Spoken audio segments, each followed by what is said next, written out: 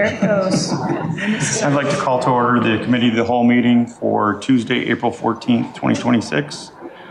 First item on our agenda this evening is roll call, which we are responsible for ourselves. Robin, if you want to start. Pull your mic down, please. Come on. Robin Braza. Lancy. Kevin Malone. Alan Wolf. Jennifer Barron. Austin Pieper. Anderson. Bob White. Jim Fehrenbach. Jim is online. We will have some others joining us that are going to be late tonight. Okay. So he knows we heard it. All right, we have the necessary quorum to run the meeting tonight. Reminder, if you come up and use the mic, make sure you can see the little green light on it. You can hear yourself in the background. That way it gets recorded and broadcast on VATV. Next is item 3, the approval of the minutes from March 4th, 2026. Any corrections or anything on it? Don't see anything. If I can get a motion to recommend to council. So moved. Second. Motion by Lancy, second by Anderson. All those in favor? Aye. Aye. Okay, that passed. Up next would be items to be removed, added, or changed. I do not believe we have any. The record reflect that Alderman Solfa has arrived. 3 minutes. Okay. Up next would be item 5, which is matters from the public for anything that's not on our agenda tonight. So if you're here for something not on the agenda, you wanted to address us, you can come up now. Is there anybody here for anything not on the agenda? Okay, we'll move on to the consent agenda. Alderman Barron. Thank you, Alan. The consent agenda reads as follows. Approvals. Cow Executive Session Minutes for March 24th, 2026. Resolution 2026-46-R, renewing Furby Fiber Lease Agreement, SOW number 6. Resolution 2026-47-R, authorizing execution of a 3-year annual renewable contract for Waterworks System Leak Detection Program. Resolution 2026-45-R, authorized Laserfish subscription renewal. Resolution 2026-48-R, authorizing execution of a 3-year annual renewable contract with Waterworks System Valve Exercising Program. Resolution 2026-51-R, authorizing purchase of office equipment for community and economic development with Arthur P. O'Hara, Inc. of Downers Grove, Illinois. Resolution 2026-49-R, authorizing execution of award for the S. Mallory Avenue Water Main Replacement Project. Resolution 2026-50-R, authorizing execution of task order number 60 with Engineering Enterprises for construction engineering services. I move we accept the consent agenda as read. Second. Motion by Barron, second by Solfa. All those in favor? Aye. Aye. All right, that passes. On to our 7.1 is Resolution 2026-42R, authorizing budget amendment for payment of the remaining balance of the 5-year Axon body-worn camera program in the amount of $637,913.48. Oh, Chief. Thank you. So last year, Council authorized us to purchase the Axon body-worn cameras and associated digital evidence system. And we were to make payment in 5 equal installments over the course of 5 years for that plan. Pleased to report that we were able to get a grant from the Illinois Law Enforcement Training and Standards Board in the amount of $487,000, which will be deposited into the the revenue and general fund. Our remaining balance for our Axon body-worn camera program is $637,913. Again, that's payable in 5 equal installments over the course of 5 years. After discussing with the finance director, we believe it would be prudent to pay the full remainder upfront now in order to get the full grant award to us in the amount of $487,000. Anybody have any questions? I'm glad that we got the grant. And thank you for the demonstration last. I just was going to say the demonstration was good even on YouTube or, through Zoom. So yeah, I echo, thank you. Just also like to highlight our association with ACS, who helps us with applying for all of these grants. We pay $18,000 per year for their services, and we end up with grants of this size. So it really helps us a lot to be able to participate in grant programs that otherwise we would not have the human capacity to be able to file all of these applications. Alderman Lancy? Do we get anything from Axon or whoever we bought it from for not amortizing the payments out and paying it all up front? Is there anything? I only anticipate this cost to go up. No, there's no benefit to paying it off early, and there's no penalty for paying it off over the course of 5 years. That's how they structure most of their payment plans. But the grant would require us to pay for it, correct? To get the full amount of the grant? So it doesn't require us to, but it is in our best interest to, because we all have some concerns about state funding and the availability of that funding, and waiting to get payment over the course of the next 4 to 5 years could put that funding at jeopardy. The more we pay out, the more we get paid back. Okay. No other questions? Can I get a motion to recommend to council resolution 2026-42R? So move. Second. Motion by Lancy, second by Malone. All those in favor? Aye. Opposed? Okay, that carries as well. Thank you.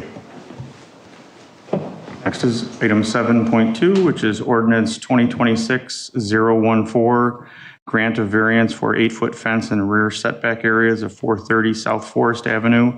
Steve and Lori Warner, applicants. So Steve and Lori Warner have submitted a variance application to request an 8-foot fence in their rear setback area instead of the required or maximum allowed 6-foot fence. On their property, they do have a unique grade change where it goes up about 3 to 4 feet significantly immediately at the rear of their property. Immediately behind that is their neighbor's driveway, their side-loaded garage, as well as the cul-de-sac that is accessed by that neighbor's driveway.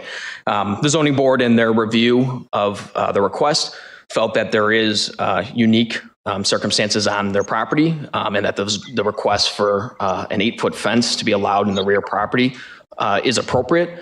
So they voted 5-0 to recommend approval of that to the committee of the whole. Comments? Any questions? I think this one's pretty obvious. Grade change really almost demands that. That's what I would want. It's just a simple procedural question. As it transitions from the 8 to the 6 foot, I see there's 6 foot on either side, 8 foot in the back. They're allowed kind of a slope, right? It doesn't have to be an abrupt drop from 8 to 6, right? We're going to be pretty reasonable.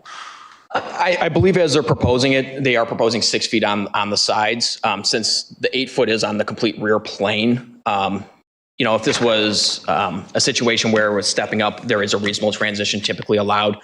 So if they were to request that, the building commissioner and his permits have allowed the transition. Other comments? Then I'll make the motion that we recommend to council ordinance 2026-014, grant of a variance for an 8-foot fence in the rear setback area at 430 South Forest Avenue. Second.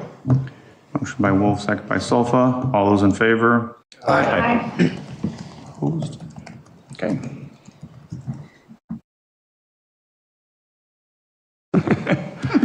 Maybe he's here. Okay. We'll see. All right, thank you.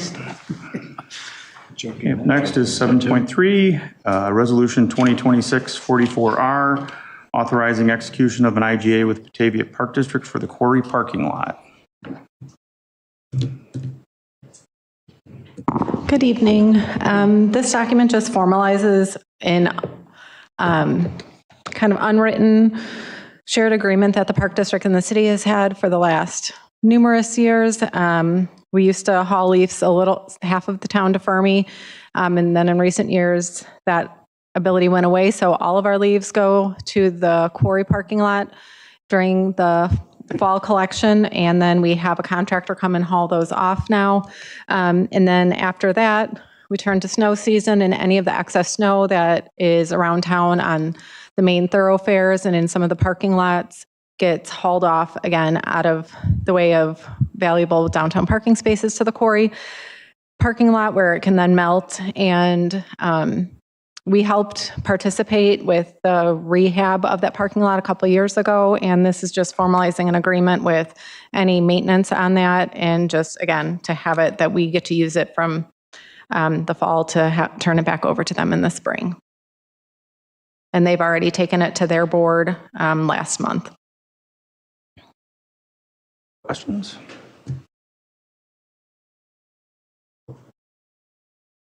And I apologize, I didn't read. So we split everything 50-50? Of only the spaces that we use. So we use the southern part of the lot and like the southern half, and then we also have access through there to city-owned property where we use it for storage for different utilities. Okay. So nothing in north.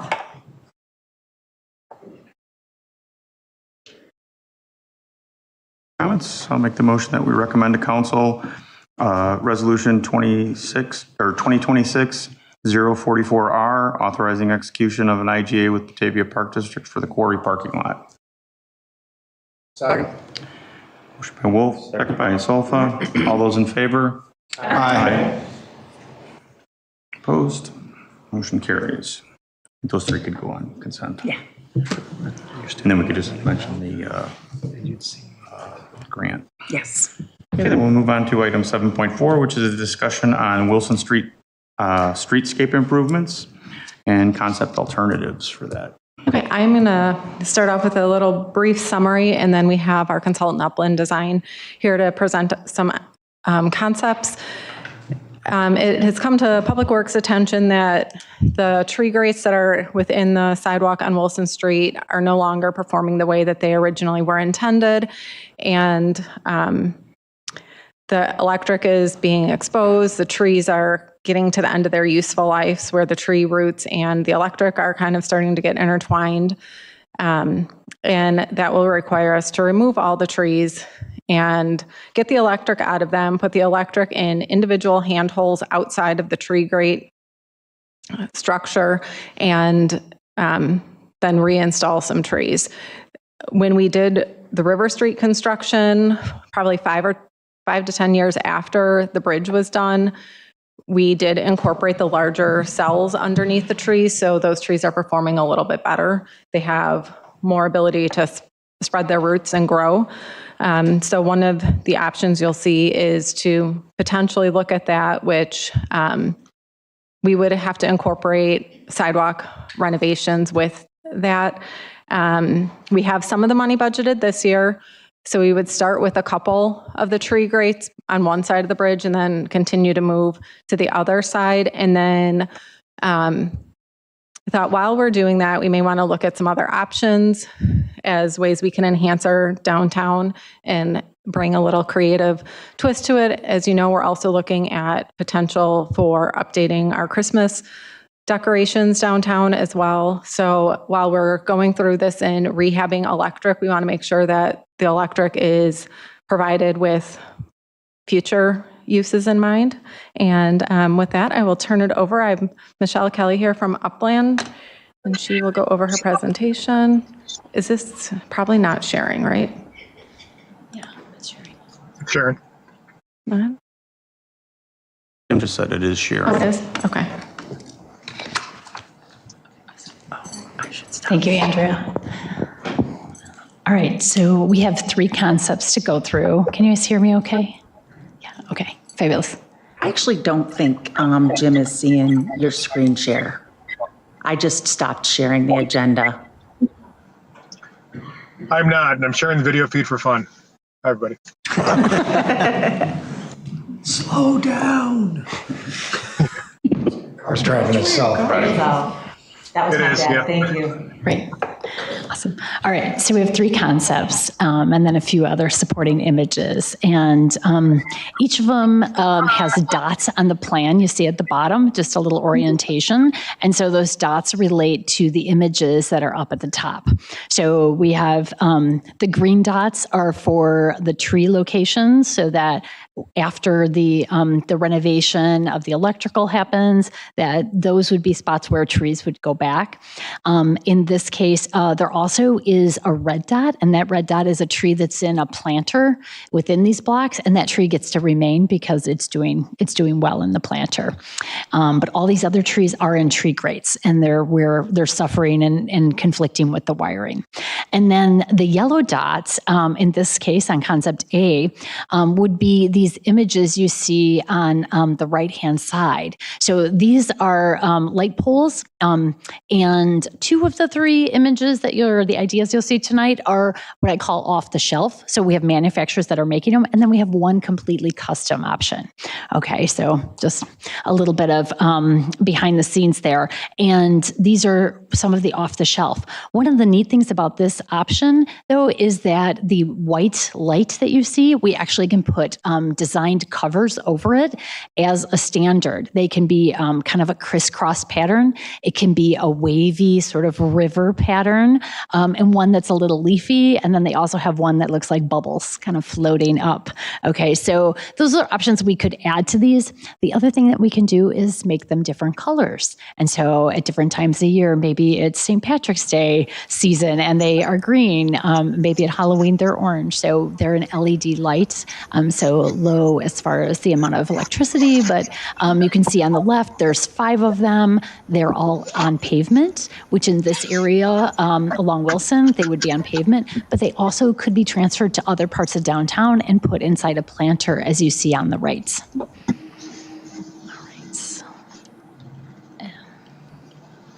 All right, so we'll go to B now. Can line that up.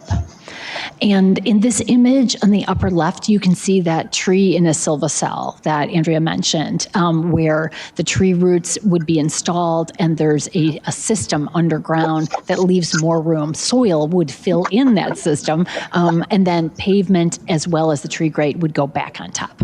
So it gives that tree more room to actually grow and not be so tight. So concept B here, you can see these are a custom metal light that each of the ends lights up. And so there also would be an LED, but these are totally custom to Batavia. And on the left, you could see how they would go in a planter, and on the right, how they would go along Wilson near the bridge. So in this case, the brownish dots reflect those 4 light columns that really flank and welcome you to the bridge. And then, of course, the green dots are new trees, and the red dot, again, is that existing tree that remains. So you end up with 7 trees in this section and 4 of the new lights. And again, they could change colors as well at the different seasons and times of the year. All right, and so concept C is our third one, and this is a combination of adding some artist-painted windmill benches. So these are recycled materials from windmills that get turned into colorful benches, and they get artist-painted. So really tying into that cultural artist side. And in this case, you can see the light blue dots on the bridge are 2 suggested locations. These certainly could go in other locations as well downtown. And then complementing them on the right would be planters both with lights and without lights. And again, this light you see in that upper right-hand corner is also an off-the-shelf light, an LED light, and in these balls, and you can have different colors again. And then in some places on the bridge, specifically where electrical is a little bit harder to run, they would be just planters. These are a concrete planter. They're similar to some planters that the Batavia has purchased recently for some other locations, and they're really, very sound and will last a long time. So there'd be a combination of planters with lights and without lights. And again, you can see those different colors on the plan. All right, I'll just show you a few more images here. This just gives you a little bit more background on the silver cells. They're being installed right here. So you can see these big pieces that go in, and then the tree goes in the center, just like you see here.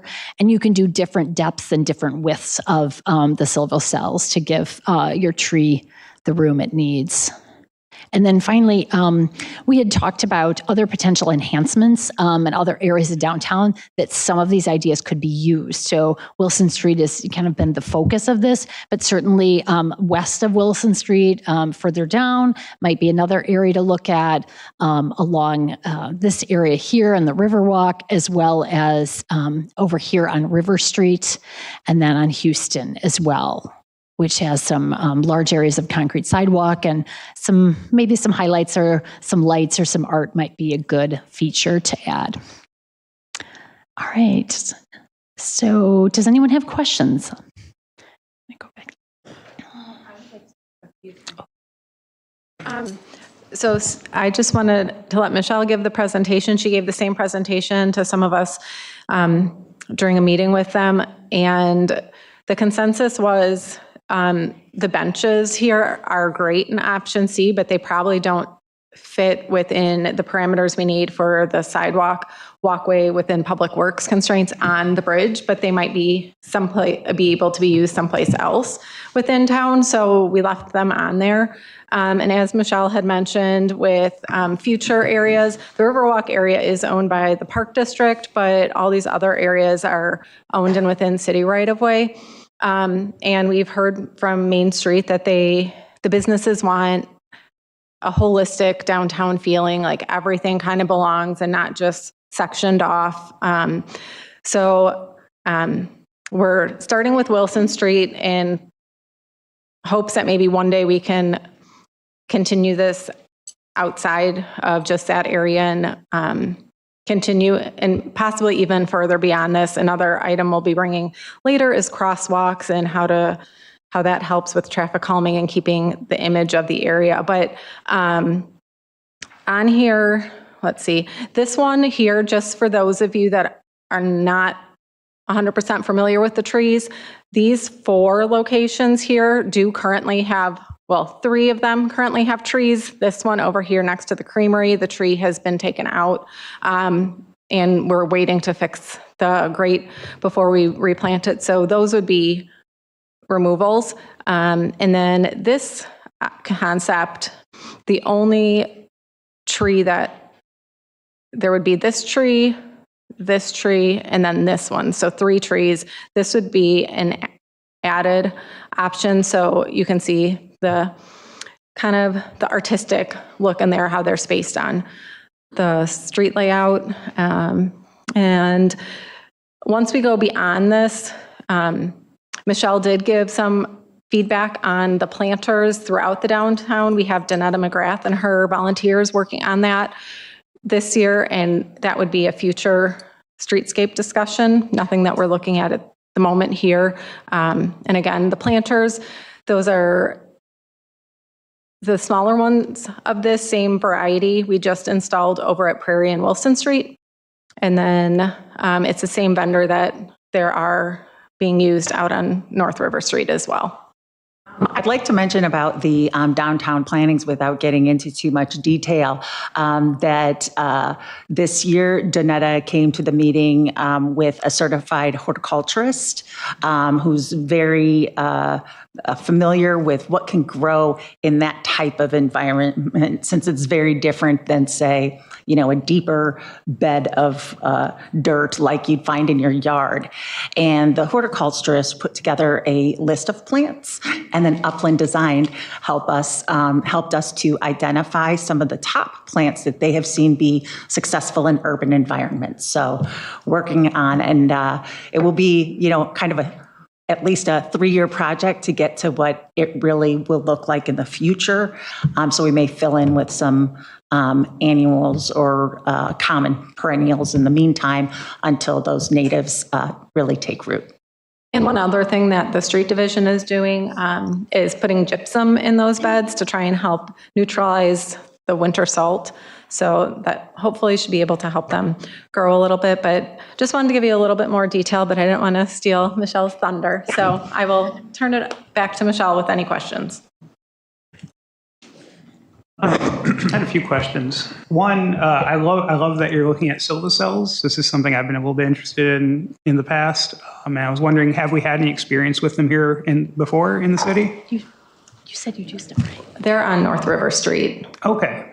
So that the design change, Scott Haynes was here for both of the projects and said, this was kind of the initial trial, but then by the time we got to the design, the bridge was done, probably designed in 2005-06, and then North River Street was more like 2011. So between that time, the enhancements were there. And then obviously North River Street's permeable pavers, so that all gets to feed into those cells as well.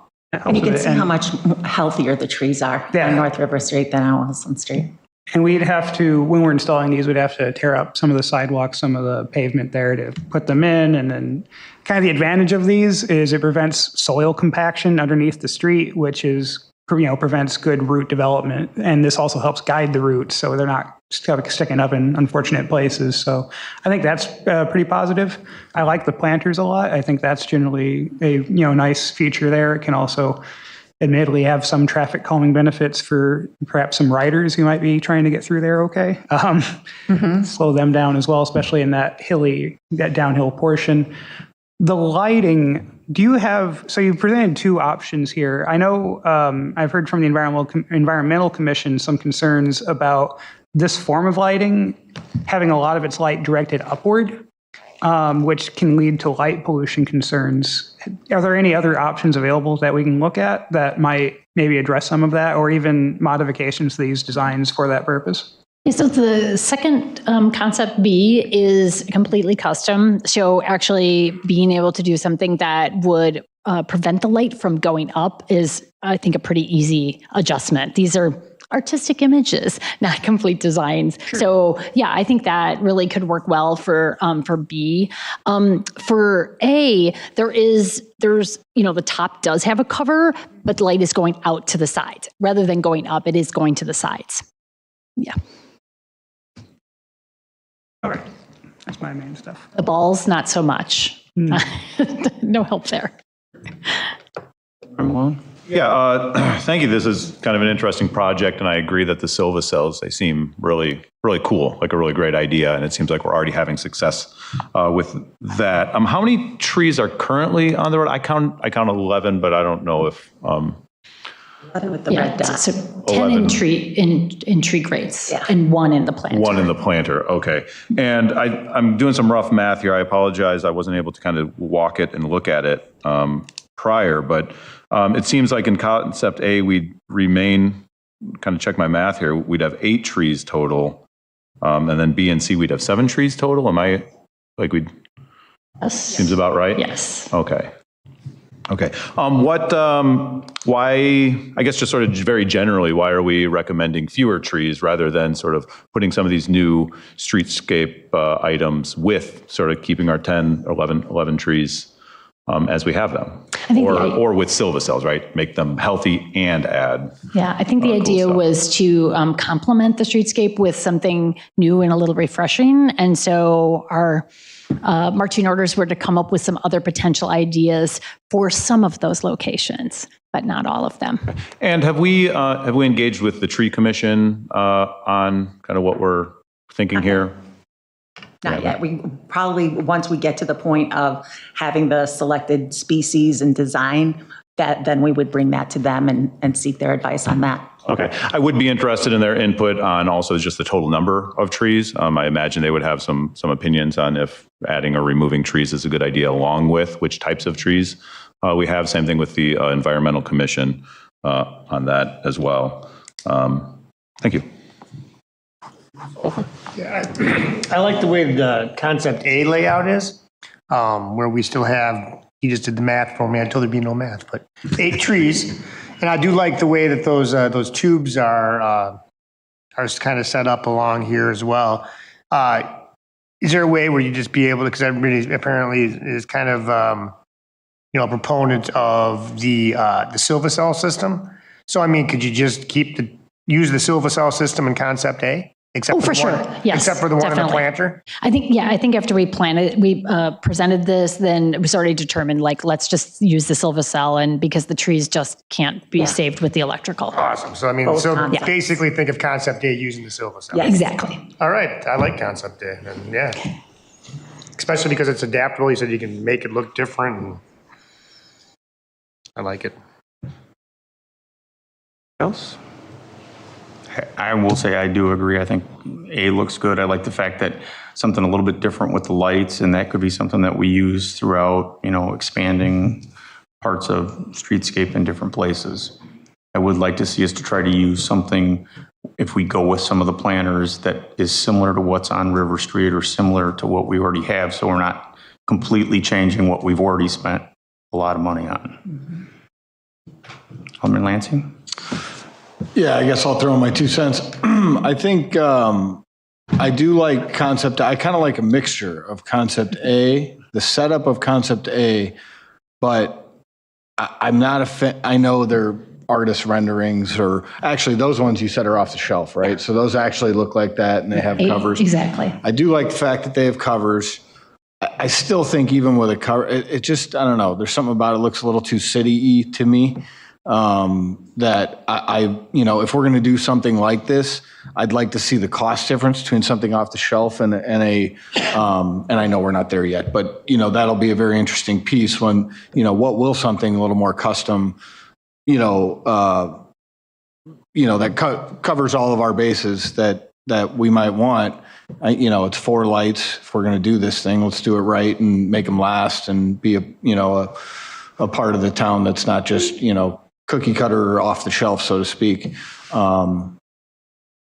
But, again, cost will drive a lot of that as well. Because now that you tell me they have covers, that changed my mind a lot on those. If we could do the wavy ones that, tie it in with the river and all that, so.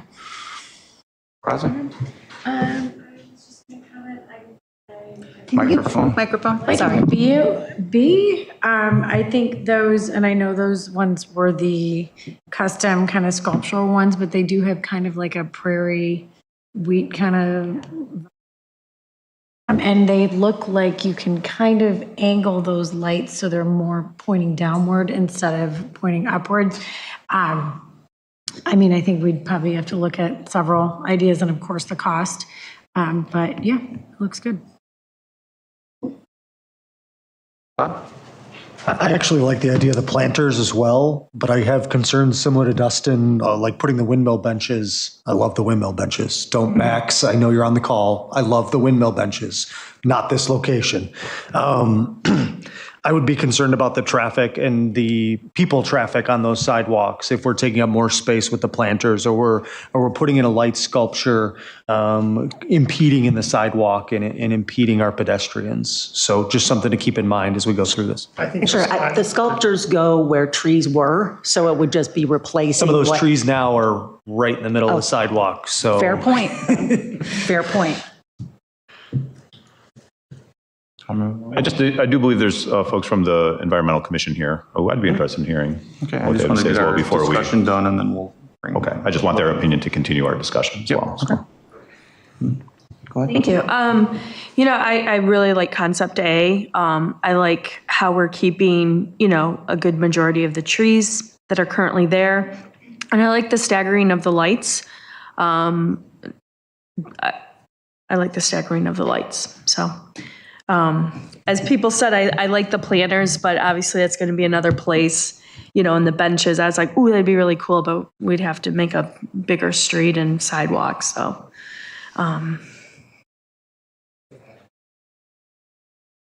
like the little balls in the planters. And I did ask Michelle to add something like that. So if we'd, future expansion, like out here when the dog bone planters right here are pretty long, that they could use some fun lights in them.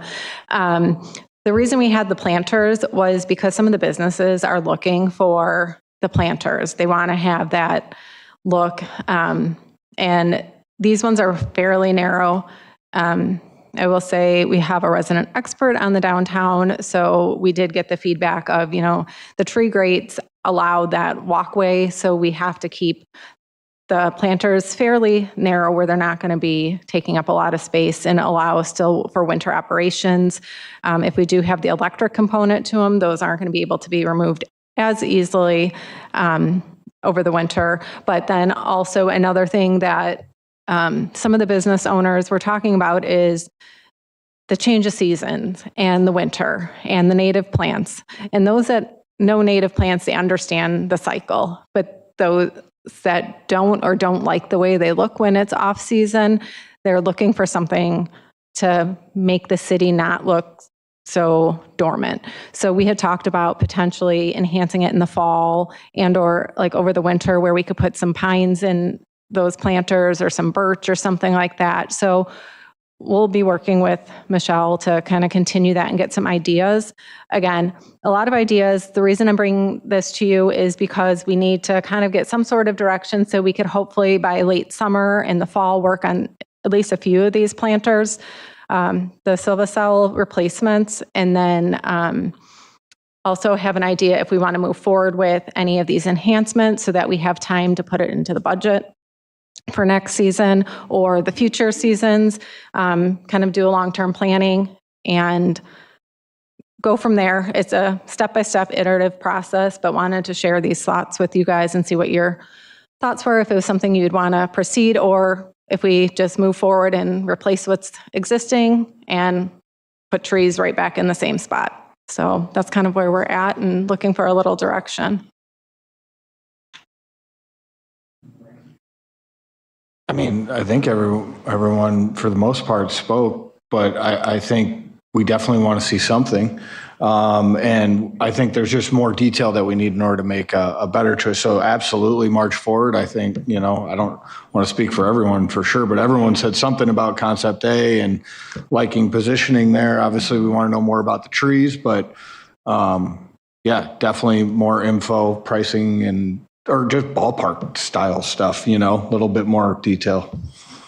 I have one more question about doing the Silva cells. How much room do we have? How much more sidewalk are we going to have to take up and excavate out to be able to put those in the size that we want for whatever the trees are going to require for that? So there's a lot of flexibility with them because they're modular, so we can add and add, right? But right now, your trees have, if you look at your tree grate, they have about that much room. We'd like to see them have at least twice as much room. And I guess my question would be more for Andrea. Do we know that you're not going to have to go in there and, extricate bedrock out of there to be able to expand to that? I don't think that there were any concerns. Scott Haynes was around with some of this, and he did not say that there were any concerns. Wilson Street used to be a full floor lower, so I think most of that's filled, but I just want to make sure we're not getting in over our head if we all of a sudden decide we want the boxes bigger where they're at, and it may be very difficult to do that. As long as we think we're okay with that, when we did no the problem going bridge for that. and this overall streetscape enhancement, we discussed this at a public works staff meeting, and nobody recalled any issues that would stop us from doing this. Alan? Oh, I just remembered my last part. Sorry. I know you're looking that way, so I didn't want to. Okay, go ahead.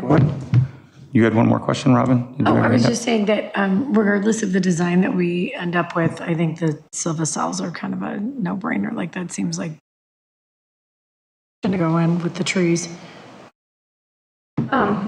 Along with Concept A again, I know that you mentioned there was like coverings that you could put over the lights, and I think that would help address some of the light pollution issue that may come up. Find a design that's really nice. It's more of a decorative thing as opposed to providing lights, which I think it's definitely keep in mind on that. Yeah, I was just going to add that I didn't say, but I think it's goes without saying a couple more succinct concepts on what we could do from a custom light perspective. What that would actually look like.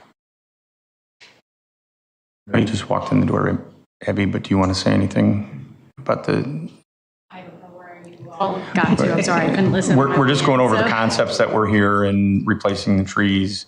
that are out there and installing the silva cells to make sure that the trees, whatever we put back in, has a better chance to have a longer life there. And there were 11 trees. Concept A has 8 trees. Concept B has 7 trees. I think part of the discussion has been that the benches made from reclaimed windmill parts are super cool, but maybe we shouldn't be putting more obstructions onto the sidewalk. There seems to be general support for the concrete planters to be out there to respond to the businesses wanting to see more color and living things outside of their businesses. There's no concept that just replaces all trees with trees. We certainly could do that, but, and that's just, we could decide to do that. We asked Upland if we were to add a little splash of something else in, what are the possibilities? And these were the 2 concepts they came back with.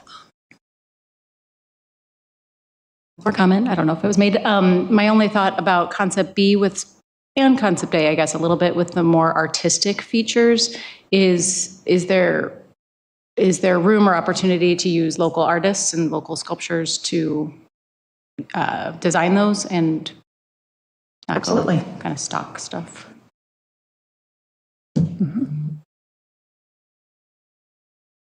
Do we have people from the public that would like to come up and address us on this?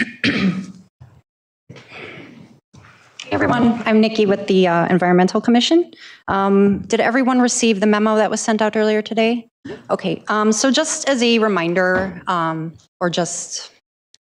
we did adopt the Greenest Region Compact. We are in the King County Climate Action Plan. We are asking that you take sustainability into consideration and we advocate for it. We do not believe that Batavia needs any more additional lighting at this point. I think downtown is lit very well. And these structures are not dark sky compliant. They are not beneficial to wildlife or insects. And we kind of feel that tree canopy would be much better.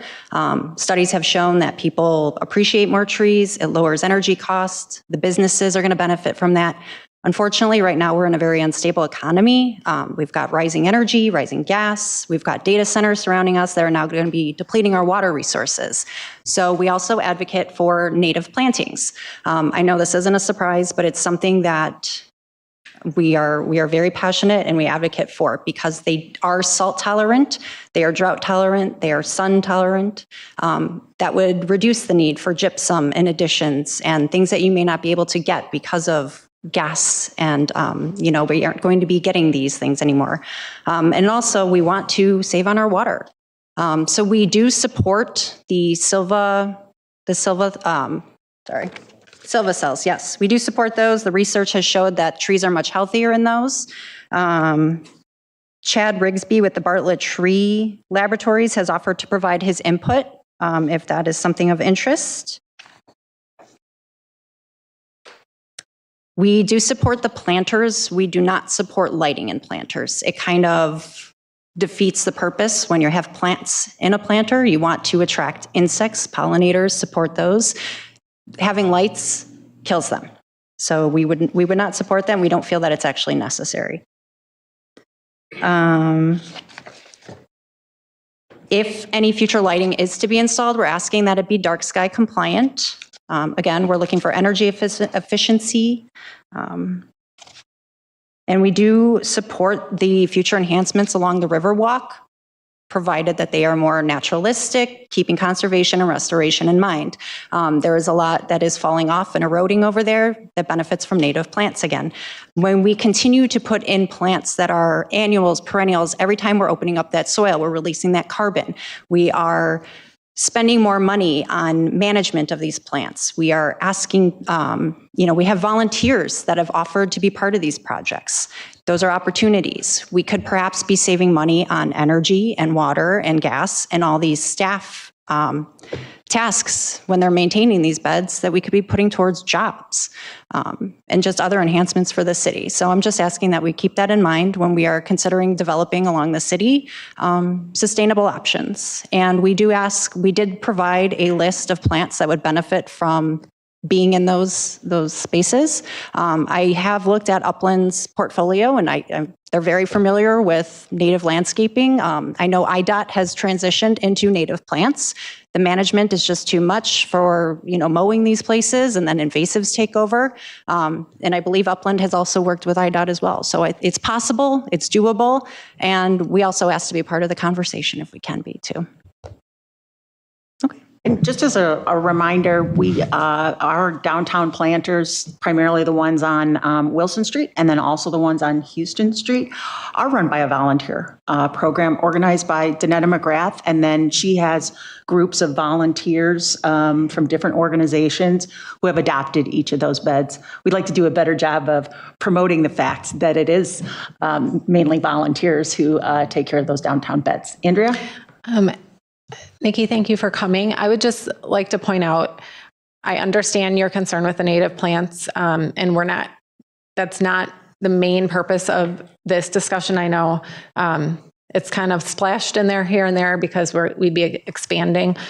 So we will consider that, but that's not going to happen until later this fall or next year. When we're looking at these, we will be reevaluating the planters and working with Danetta on that. And Main Street also, I know, is going to be promoting some of that as well. And just so everyone is aware, the Riverwalk is not the city's property to maintain. That is the Park District. And I know that we had a meeting with them and they had talked about potentially looking at that and kind of reworking some of that as well. So we can definitely share some of those concerns with them. Yeah, and the reason we made plant suggestions was we saw a list that was provided, and all of those are perennials. However, none of them were native. We would ask that if there were cultivars, we use native species when we can, because we want to give back to our pollinators, and that's also going to provide just benefits for people walking down the street. They're going to see butterflies, they're going to see birds. If we're just incorporating annuals, you're not going to get any of that. And we're just going to continue to have stronger maintenance with that. And then another point is, as we're developing the Riverwalk, please also keep in mind, we also have a volunteer garden that's going to be coming into behind the City Hall, which is attached to the Riverwalk, a formalized native garden. So we are working towards that as well. So thank you. Thank you. Nancy? I will say something about bugs now that she mentions it. Will these lights attract more river flies? Because those things... Native plants. Every light will. Yeah, every light will. Those things are brutal. Can I debunk this real quick? Walk with your mouth shut. Okay, native plants bring in beneficial insects. Beneficial insects are going to combat mosquitoes, gnats, all those guys. If you want natural control, we don't need to be spraying. That's going to kill all of our other pollinators. Lights attract all of our moths, our butterflies. It kills them. That in return kills all the bird populations. It's been proven, it's continuous. We are continuing to we're losing constantly millions of these. We can't keep happening. And when we have the beneficial insects, you're going to see less populations of those. So if we continue to include natives, yes, I understand it's a 3-year process. Are flies beneficial? No. They are food for other animals. Everything is they're not beneficial mosquitoes somewhere. and gnats. They are completely different. Well, the riverfront also has a ton of invasives, and that's not helping that either. But No, as we incorporate more natives, I guarantee you will see reductions in those problems. And if you want to kind of bypass the 3-year stage, you could purchase native plants. They're a little bit larger and a little bit closer to their development stage. They do benefit from being installed in a plug phase, which is like a very small one. However, these are also educational opportunities. We could have signs out there that say this is a native landscape. The city of Chicago does this throughout the entire city. If they can do it, we can certainly do it. These are volunteering opportunities. There is a lot of interest in volunteering within the community right now, and I think we need to give back to our people and allow them to do that when they can. Great, thank you, for providing that information. And I think one thing I heard is that lights attract the flies, right? So that is sort of a mark against the lights. If we want to keep the flies away from where people are walking. The lights do look really nice. I am just very reluctant in removing the overall number of trees that we have. I like, in particular, in that stretch on the southwest side, never retreaded wheat. Yeah, southwest side. I'd love to especially see those 3 trees kind of stay there to keep that sort of storefront area in a sort of classic view. On the east side, the buildings are a little more mishmashy, but in particular, the 2 spots on the westmost side of the east side on the south, it's kind of iconic having the trees there, right? So as we're kind of thinking of where the trees should stay, I'd like to keep all of them and add, if we're going to do lights, we can add lights in addition. But if we're looking at kind of removing trees and putting lights in spots, where we have the iconic buildings, I kind of like, the older buildings, I like the treescapes. And if we're putting light fixtures in, maybe on the north side where the buildings are a little bit more modern looking, kind of makes a little more sense to me. But again, very, very generally, if we can keep all the trees and do this, I think that's my preferred approach. Because in the summer, trees provide shade. It's great. Love walking in the winter. The leaves drop and it provides sort of the sunshine on those rare warm days that we have. And the other elements, I think we could fit them in. I know we're worried about a cluttered sidewalk, but I think we could fit some stuff in. So that's kind of where I feel on it. Hey, this is Jim. I apologize. I'm no longer able to raise my hand on Zoom while I'm in the car. So when it comes to lights, I mean, all the lights are in the parking lots, right? So I'm not sure we really need to add more lights. Just as a matter of fact, right? I mean, the lights in the parking lot really are overpowering, which drive all the river flies, quite frankly, having lived here for 20 years. And then regarding native planting, I don't think anyone's really against it. I think the preference is to have them, simply because, to the point made earlier, it's just less maintenance. And I'm glad you mentioned Chicago. If you look at the boulevards in Chicago, more importantly, the Laurie Garden in Millennium Park, that's all native plantings and it's gorgeous. So I mean, that's probably the strong preference just across the board. But regarding lights, I mean, you just drive down Wilson, at dusk or in the evening, and just look at how overpowering the parking lights are. I'm not sure we need to add to that light pollution.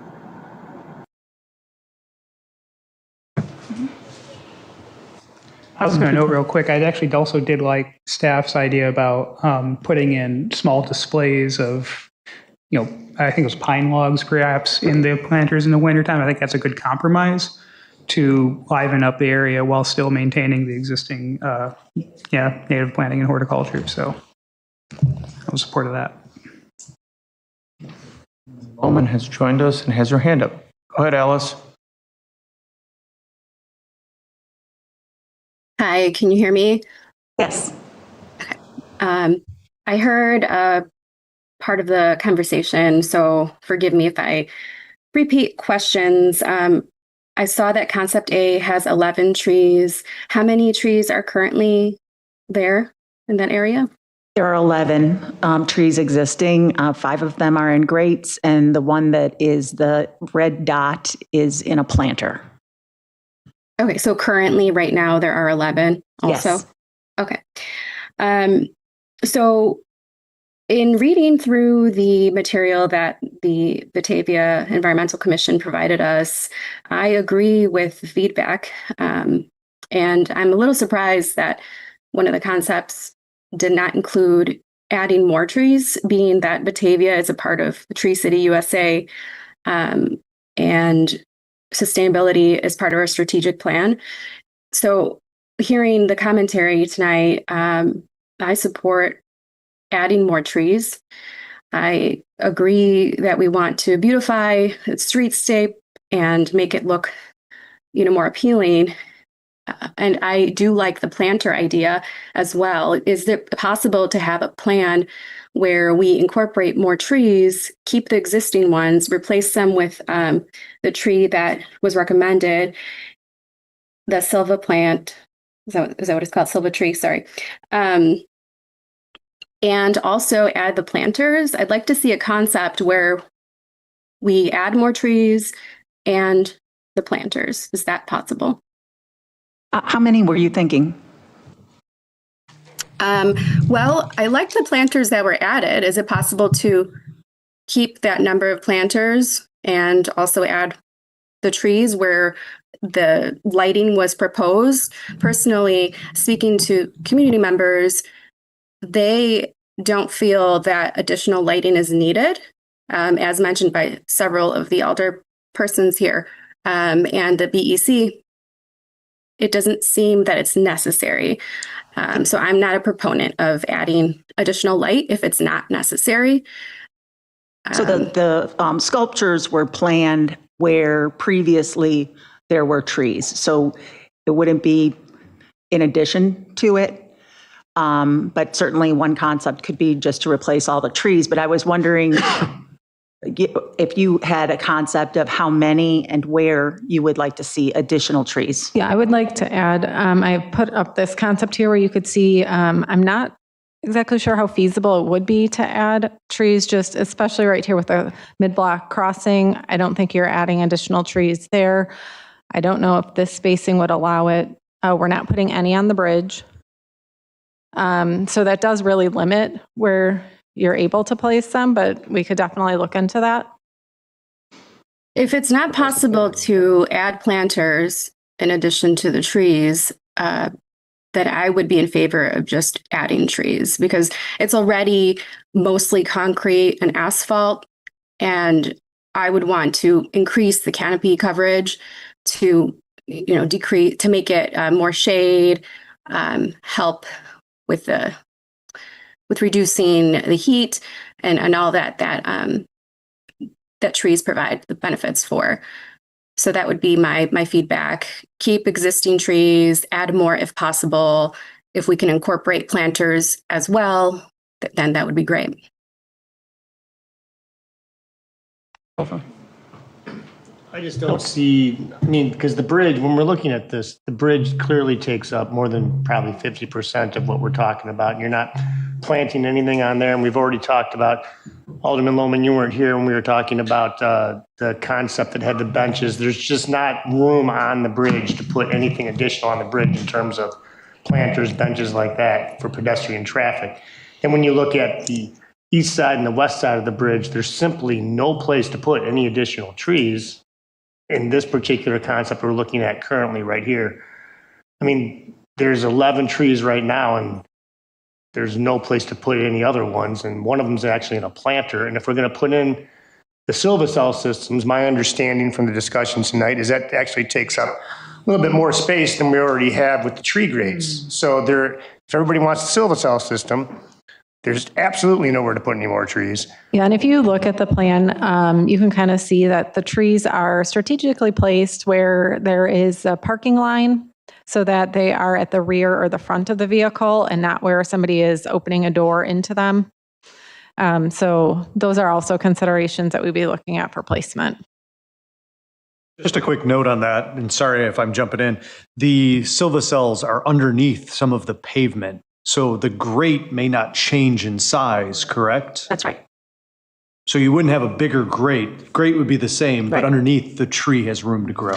And a good example is North River Street. Those beds are about maybe 4 feet across, but underneath the Silva box goes 2 feet beyond that planter. So it wouldn't be any worse than normal or today. Yeah. That wasn't what I was saying. Sorry. No, what I was saying is that there's no, with the roots going out with the Silva-cell system, you're not going to plant on top of the other roots because then you're going to cause all these other problems. So I didn't mean the spacing surface. I'm talking about if you want more trees, there's just no way to do it with the Silva-cell system. And I interpreted Alice's comment differently. I interpreted it to mean, and Alice can correct me if I'm wrong, that she wants more trees incorporated into the design, the final design, than the number of trees total, that returning to the 11 number of total trees and having more in the plan than having more on the street. I was thinking we were talking more than the 11. I don't know, Alderman Lohman, were you talking more than the 11? So I wanted to keep the existing trees. I don't want to remove any or replace them with anything else.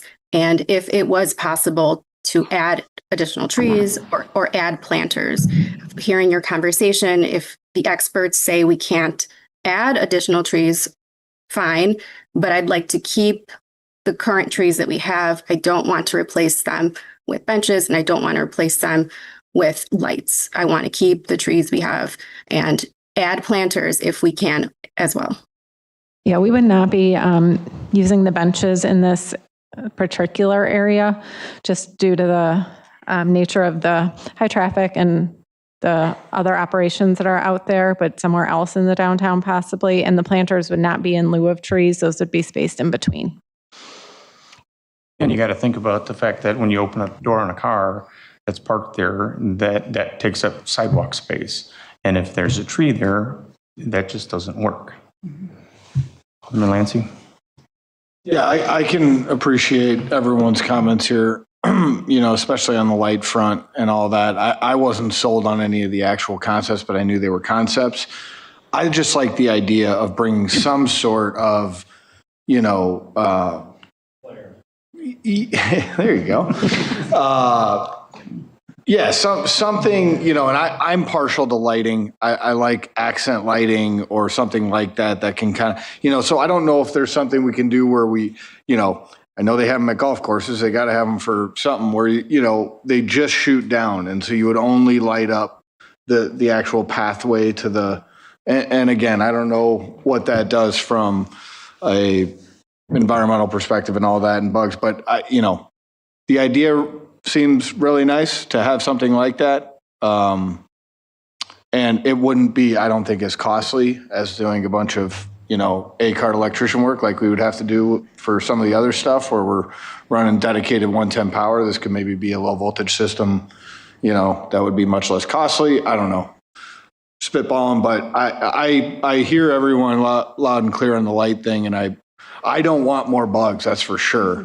I think it deters people from coming downtown, to be honest. I know it does with me and my family on occasion. So that's the last thing I want. But I'll leave it at that. I think, just come back with some concepts where we have the trees incorporated and then, probably a concept with no lights whatsoever and something with a little bit of light. Yeah, and but as I'm kind of looking at the streetscape here from the Google map view, we have a lot of lights. We have a lot of lights. We have the big giant overhead lights pointing down, and then we have in between each one of those, we have sort of the pillar decorative globe bulb lights. And that's a lot of lights. So, as I'm thinking on that, if we did go with a light concept here, I might even advocate remove some of our, a handful of our current lights so that we're not really just sort of flooding that place. As you think of it at night, like it is, it's a bright corridor right now. So kind of the more I think on this, the less excited I am about lighting in general. But they're not lights for lights. They're just decorative. Well, I know, but it's still going to sort of add it's still kind of get the ambient, right? You think of standing there on a snowy night, right? And if you're standing in the middle of the street on a snowy night and the snow is coming down and all of a sudden it's sort of like kind of bright. It's a very bright environment, that scenario. If you drive down there tonight, I'm sure it already is dark. I think we'll probably all drive down that way and take a look. I think in my memory, I remember it being pretty bright. So I sort of I hear your point. I think you're right. It is decorative, but kind of adding more to that just feels like a lot. That's all. I just want to throw out an idea. If council decides to go in the way of possibly eliminating some of the trees, maybe there's another area within the city that we can make up for the tree, because I think that's part of the agreement within the tree policy is if you can't put it in that area, and we're trying to balance between creating some pizzazz and also having some canopy, I would say, if that is what council decides to go, let's take those 11 trees or those 3 trees that maybe aren't part of the concept and plant it somewhere else within the downtown area. I believe the annual tree program, we typically plant about 700 trees. Or is that dependent upon development? It depends on development. I think there was, 75 cost share this year. So there's definitely a lot in availability. And next week we'll talk about trees for Arbor Day. But I think the direction that I'm hearing is that we'll kind of revise. We'll get costs. We'll get the graphic or the covers. We'll share what those different covers are. And Upland will take a look at the direction of the lights and like this feature here. We'll look at the different planters, the different Silva cells, dimensions. If we can add additional trees, and then we can add the other option of just replacing all the trees. No matter what, the trees are all going to disappear for a period of time while we take care of the safety concerns, and we'll be working with Main Street because they have the business owners' contacts and publishing that citywide so that people are aware that this is we just have to replace them. My understanding is it were replaced once before, so, 2 times since 2007 is not that great, so that's why definitely the Silva cells are the way to go. This is Jim. I apologize for interrupting. To go way back when, we had a landscape designer come in. What were they called? I forgot the name of the firm, but they showed Art of the Possible using colored lights downtown, which was stunning. I will see if I can find those concepts, and I'll forward them just behind the scenes, just as an FYI. Understanding, decorative lights, especially low voltage, can be very cool. We had some even better concepts from way back when that would be low voltage, which really accentuated downtown. Let me find it and I'll forward it. I just wanted to point out that both of the lighting concepts here, while shown in white, can be changed to any colors. Mm-hmm. And then even, you don't have to commit to a color scheme. It can be changed for different seasons and different holidays. And then, as I mentioned, we're looking at beyond this, even potentially could go beyond what is shown here. If the Larson Becker area redevelops, there's that potential.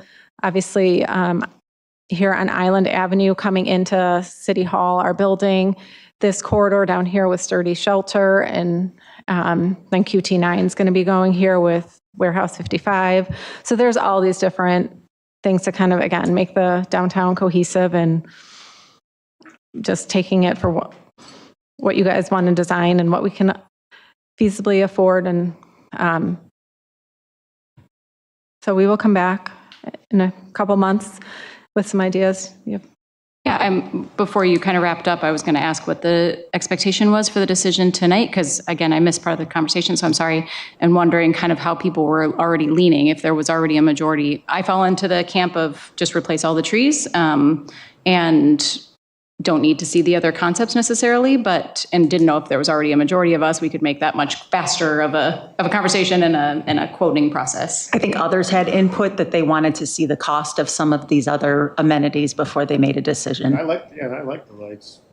I think if we're gonna, the whole point is to make it look different and kind of like, Yeah, I want to see the concept. And it's also to know if we're redoing the electric in here and putting handholds where we should place them to provide electricity and power for future enhancements or anything of that nature. So we will bring back some different alternatives, including the replacing all the trees and leaving it as is, with the costs associated with it. And we can even put together the fall planter so you guys see what that may look like. And as I said, we worked with Main Street to kind of get some of this guidance as well. So we had feedback from them from their survey that they put out. So. Just real quick, Alderperson Beck and Alderperson Lohman, I know you guys joined a little bit late. Concept A was an off-the-shelf light, whereas Concept B was a completely custom. So that was something I found very interesting as part of this proposal. So as you look at it and as they come back to us with different options, it was without knowing the costs, it could be a very big difference. But that's what the purpose was of the two concepts. A Concept B could also just be without lights. And as Alderperson Beck said, maybe we could get a local artist to create those, something small along the way. So, even though we may be talking lights, that may be an option to consider with our artist. Okay, got direction? Thank you very much. Right, thank you. And we'll move on to item 7.5, which is a discussion on the IRP task force. I'm sorry, what? You have the agenda to share, or is it on here? Sure. Oh, it's on here. I could do it too. There you go. There you go.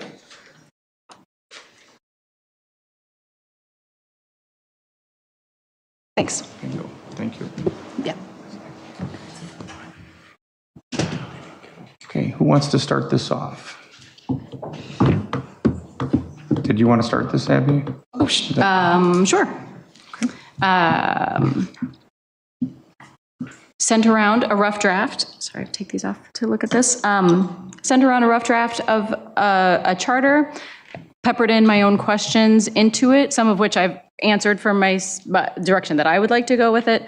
Along those lines, Steve and Laura added some comments as well.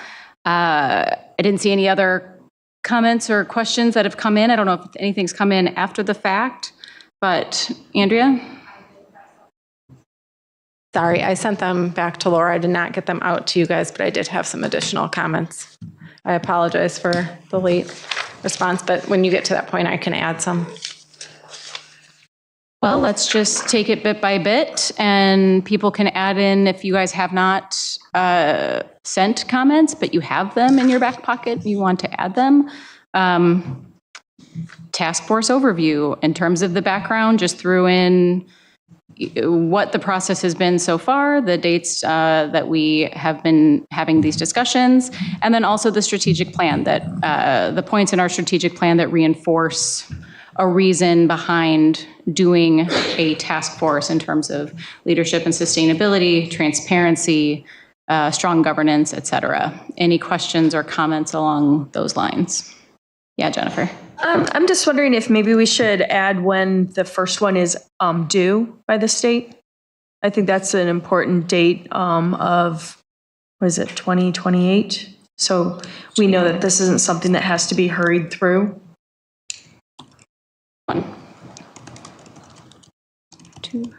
Okay, great. Anything else people caught? I would say, well, last time I read it, I didn't feel like we had a very concrete process for how candidates would be selected. I think that might be a broader discussion tonight. I think that might probably be the meat of the discussion, in fact, but that would definitely probably be a pretty important section to the process there, and if there need be. And is that something that gets baked into a charter, or is that kind of a separate document, I wonder? Oh, that's a fair question. I think it should be part of this. Part for the chart, yeah. How it's selected? Okay. Like that's something that we need to make sure we're okay with that. And I would like to know, as far as who's interviewing them, how do we know that the people selecting the task force are credible and able to know, you know? I completely agree. Also, is there a term limit? Well, this is to be completed like a one-time. This is a one-time thing for this specific IRP. This one and then it's disbanded? This IRP, that's all this is. Okay, I wasn't sure if this was a perpetual one then. No, this is not going to be an advisory committee. Okay. Like the other advisory committees or councils that we have. Yeah. Wasn't sure about that. At least I don't think that's what it is. All right. That's why I was asking the question. But it says 4 months in here, I think, that they're meeting. Justin? I was going to say, I feel like if we did extend it into more of a formalized commission, we would probably go through the process again of appointment. right, So. and we'd have to set up the commission and then Yeah. set up the rules for that. Yep. But since this is just a completely task force, separate. this is one task. And I think to me, the only other thing that I wanted to make sure I didn't forget about tonight was that this is an advisory thing. It's just to find information, distill it down, or get it to the point where it makes it easier for the council to make a decision. This is what the committee or the task force believes is the right way to go with it, but this is what the information that we in the charter ask for and that is presented to us. Yeah, I had added to my own draft, so sorry you all don't see it, under the purpose statement. Hold on, scrolling back up to the purpose statement. Purpose of the IRP task force is to compile factual information about the draft IRP in a manner that will help City Council deliberate, decide, and articulate the direction it gives to Brattle for completing the final IRP. The task force is advisory only and does not make policy decisions or direct the IRP. Final decisions remain solely with the City Council. Adding that in, make it stronger. Yeah, I like tightening that up like that. Okay. I didn't see that in my copy. It's just it's in my Oh, it's just in your sorry. notes? Okay, I've added notes to my I know, I draft. printed it out right away, so I don't have any. Yeah, Alderman Beck, or Alderperson Beck, you did have I think it was your comment. Didn't you do the comments in pink? Like comment? It might be me. It might be you. All right. Oh, I put my name. I just said we want to stress that this group is not advisory, nor is it meant to advocate That's for the a part I particular wanted. decision. I like the way that's worded right there. Like this group is not advisory, nor is it meant to advocate for a particular decision on the part of city council. We don't need advocates about their one side or the other, or what they think is, we don't need people coming in with data. We need data. We can't have people coming in with their own particular goals or their own viewpoints and trying to push that forward. So what is a word other than advisory? So I said advisory. Laura says no advisory. This group is not advisory, nor is it meant to advocate for a particular decision on the part of city council. And I wrote in there, the task force is advisory only. So what is the defining word for you that? I thought where you said in your first draft, the purpose is to compile factual information. Correct. And then, so what is the action then to communicate back, inform, the task force is informative only? The task force is, That's a good word. I don't love it. I'm like, Why? Yeah. Why are I'm we not sure if informative is because they're just giving us.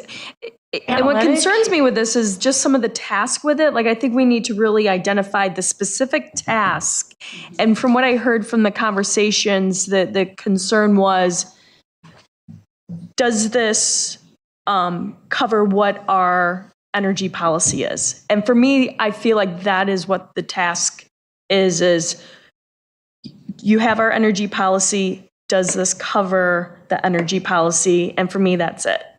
so why don't we jump down to the desired outcomes, and maybe that'll inform going back up to the purpose statement. So IRP task force will analyze the draft IRP and summarize the facts, assumptions, and answers presented in the draft IRP.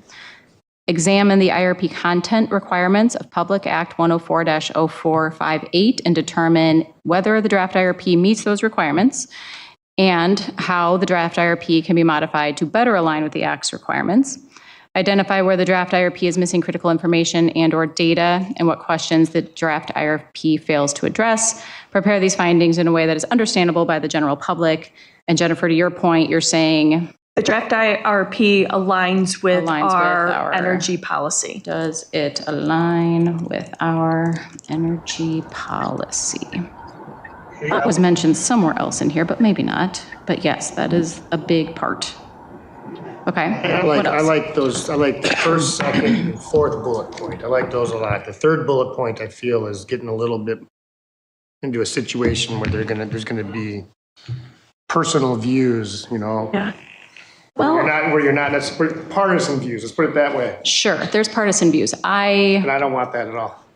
I have been thinking a lot about just like the outcome of this IRP and what does it look like if our IRP fails?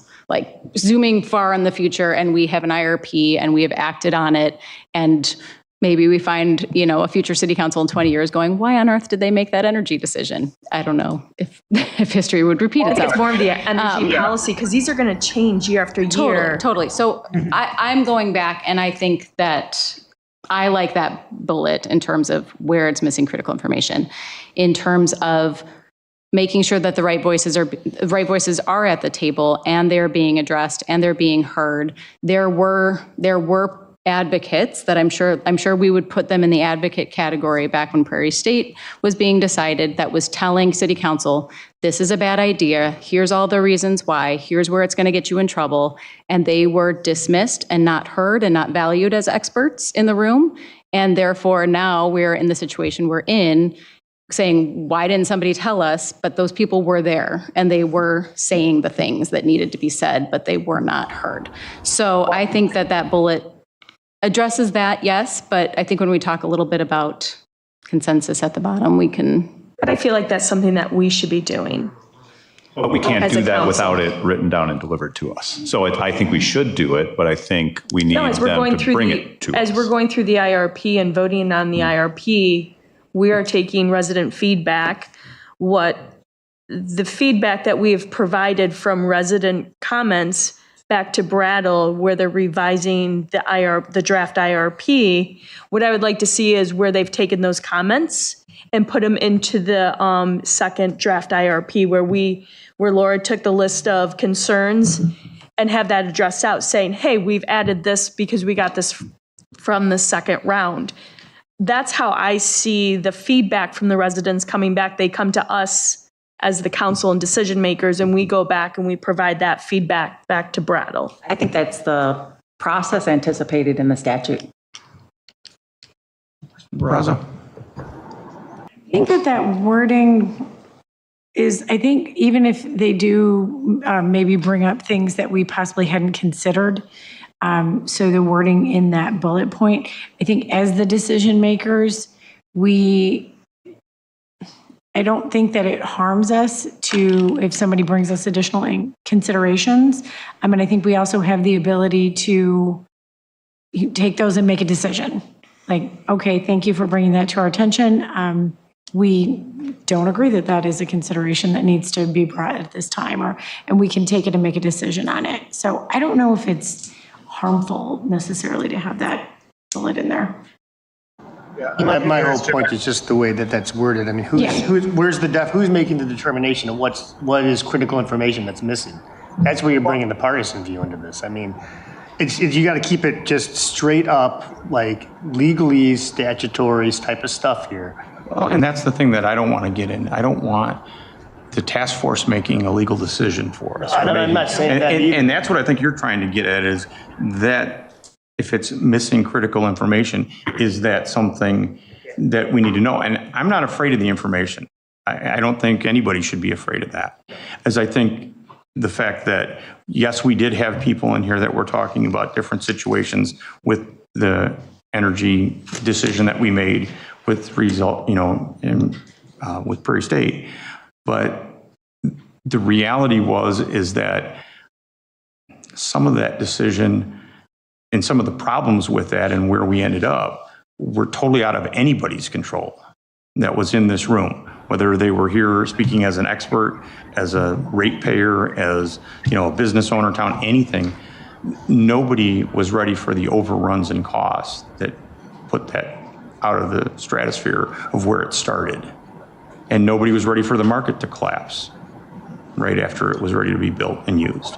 So a lot of things happened with that. And I think, to me, the biggest thing I feel good about doing these IRPs is the fact that it's a plan, and we're thinking about it on a regular basis, and we're going to be forced to do it on a regular basis. So that way you look at it in, to me, a shorter term period of time and how that affects the long game, where we didn't do that back then. It wasn't looking at smaller pieces of it. It was just, wow, we can have coal for 30 years at one rate. And that was really, really attractive to almost everybody on the city council. And that's one of the big drivers of that decision, having been in the room for all those discussions.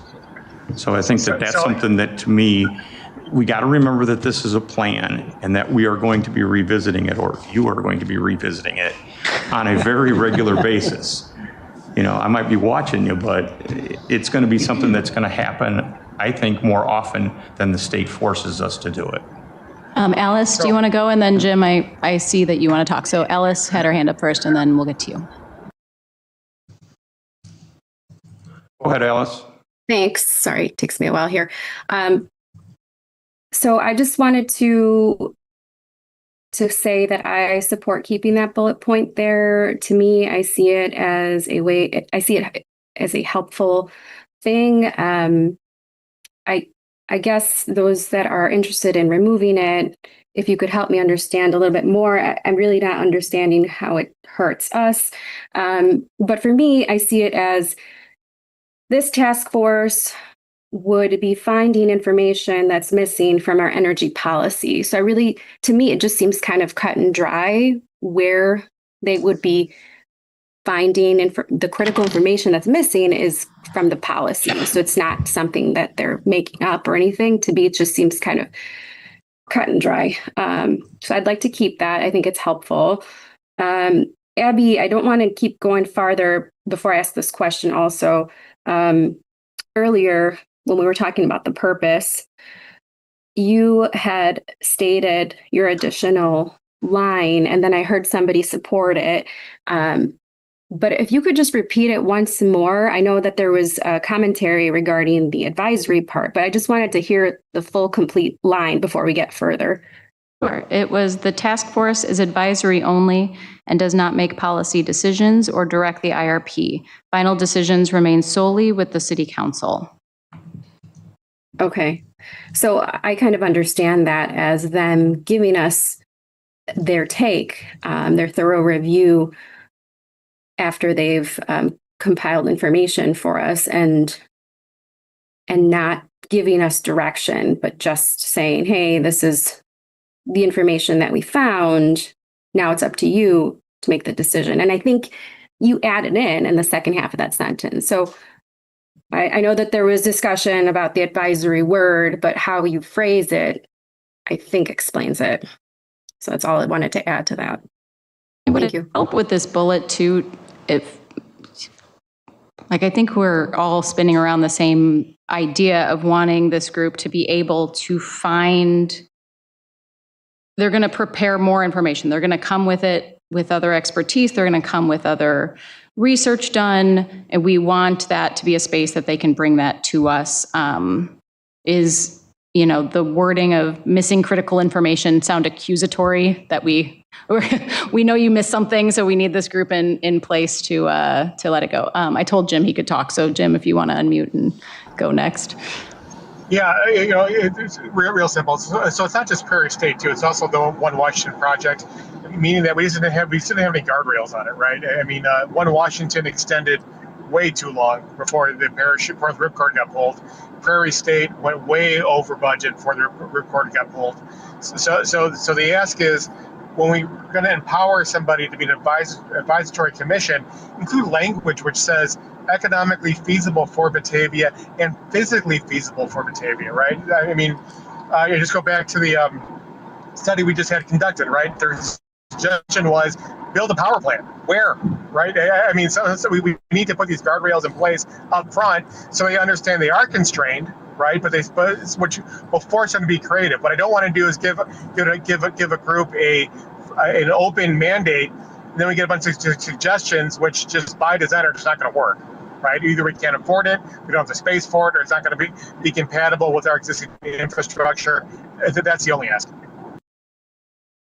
Can I clarify, Jim, what you're asking? So is that in relation to the bullet that we were discussing, or just a general comment about adding in something about the feasibility of the ideas they bring, or putting guardrails around this advisory council's group of what they can bring to us? It should be it should be guardrails on the conceptions they'll bring forward to us, right? Because it does us no good to talk about something that is innately unfeasible. Okay. Kevin, then Silfa, then Jen. Yeah. Two things. First, just on Jim's comments there. I think I hear you on that. That's kind of where I see this task force playing a good role. They're going to look at our energy policy, which has our sort of our 4 goals. Rate economics. I forget the exact wording of it, but affordability, feasibility, sustainability, reliability, adaptability. And so hopefully what this task force is doing is looking at that, the feasibility side of it and all that. So yes, Jim, I think that's their mission. And so I think I hear you on that, but I think that's baked in here. On to the second bullet point, or third bullet point we're talking about here. I really do, I like it because I do want them to come and say, here are the questions we still have. I read that bullet point as being, here's what's unanswered from our perspective. And I want that. I want to know that. I do think the word, critical information, critical is a tough word, right? I think we can, missing information is clear enough, right? Come back to us and tell us what's missing. I think that's good. And, maybe we can, what questions does the draft IRP fail to address? What questions, fail to address is a little accusatory too, but I do want that information. Like, where are you seeing the hole? What are you seeing that's missing? One of our criticisms from the draft IRP as it is that it's only hitting 2 of our 4 areas. And that'd be something to come back and say, hey, we're only counting 2 and there's 4, right? That would be something it fails to address. And I think that's what we want them to do. So I like the bullet point. I agree. Maybe it could be reworded to be a little less sharp and maybe more of a, here are questions that we still have. Why don't you discuss them? That would be a helpful thing to have there. Go ahead, Chris. So there was a request for more clarification on why I'm assuming people want to know why I don't like bullet point 3. It's set forth right in bullet point 2. Bullet point 2 sets forth what they're supposed to do. This is why we're having this force to be able to kind of dive deep into what the act requires. So examine the IRP content requirements of the act. And then 1, determine whether the IRP draft meets those requirements. And 2, how the draft IRP can be modified to better align with the act's requirements. What I would like to then add, instead of having bullet point 3, the way it's worded, is put in those 4 words that we're talking about before. In connection with what is set forth in bullet point 2, the task force should keep in mind affordability, feasibility, sustainability, and what's the 4th one again? Adaptability. Feasibility, one of them? Feasibility is one of them, right? Feasibility, affordability, adaptability, sustainability. And I think that would be better than saying it's missing critical information, fails to address things. I think that would be something else that would be a better way to put. Those 4 things aligning with our energy policy. Correct. Yes. Because we already have everything set forth in terms of what they're supposed to be doing in bullet point 2, so that we don't have to comb through all that stuff. And they're going to present it to us in a nice, concise format. I think just Jennifer was next. Sorry. Yes. Apologize. Go ahead. Some of the comments I hear, I feel like it's kind of taking it outside of just really comparing our energy policy to the IRP. And I think that's what we really need to do. That's the feedback that we heard. But I just want to add to that. We know that there's other studies that are going to be coming down. So this draft IRP and some of the parts that are missing may come from some of those other studies that are coming down the pipeline. So they're going to identify gaps in the draft IRP because we don't have all the parts to complete it. It's a fair point. For instance, the resiliency study. So that's going to tackle that sustainability issue a lot. Hear some of the comments of, well, they're going to go outside and bring us technologies and this and that. I think that gets away from what we're looking. We're looking for, does this align with our energy policy? Robin, did you have your hand up? No, I'm just. Okay, sorry. Wave at me if you do, because I don't always get my head that way. So, yeah, Bob. Alderman Solfa, I think the second bullet point is actually the one I'd want to remove.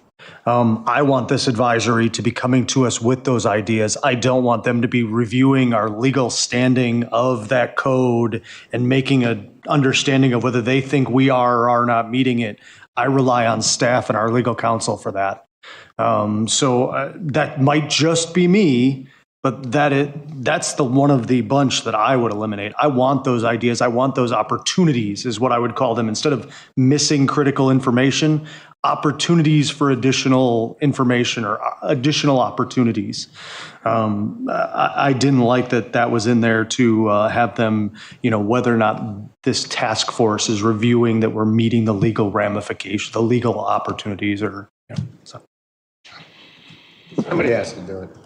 Well, may I? Yeah, go for it. Yeah, I think I agree with Alderman White and Alderwoman Barron, in that I agree. I think the alignment that we want is with our policy.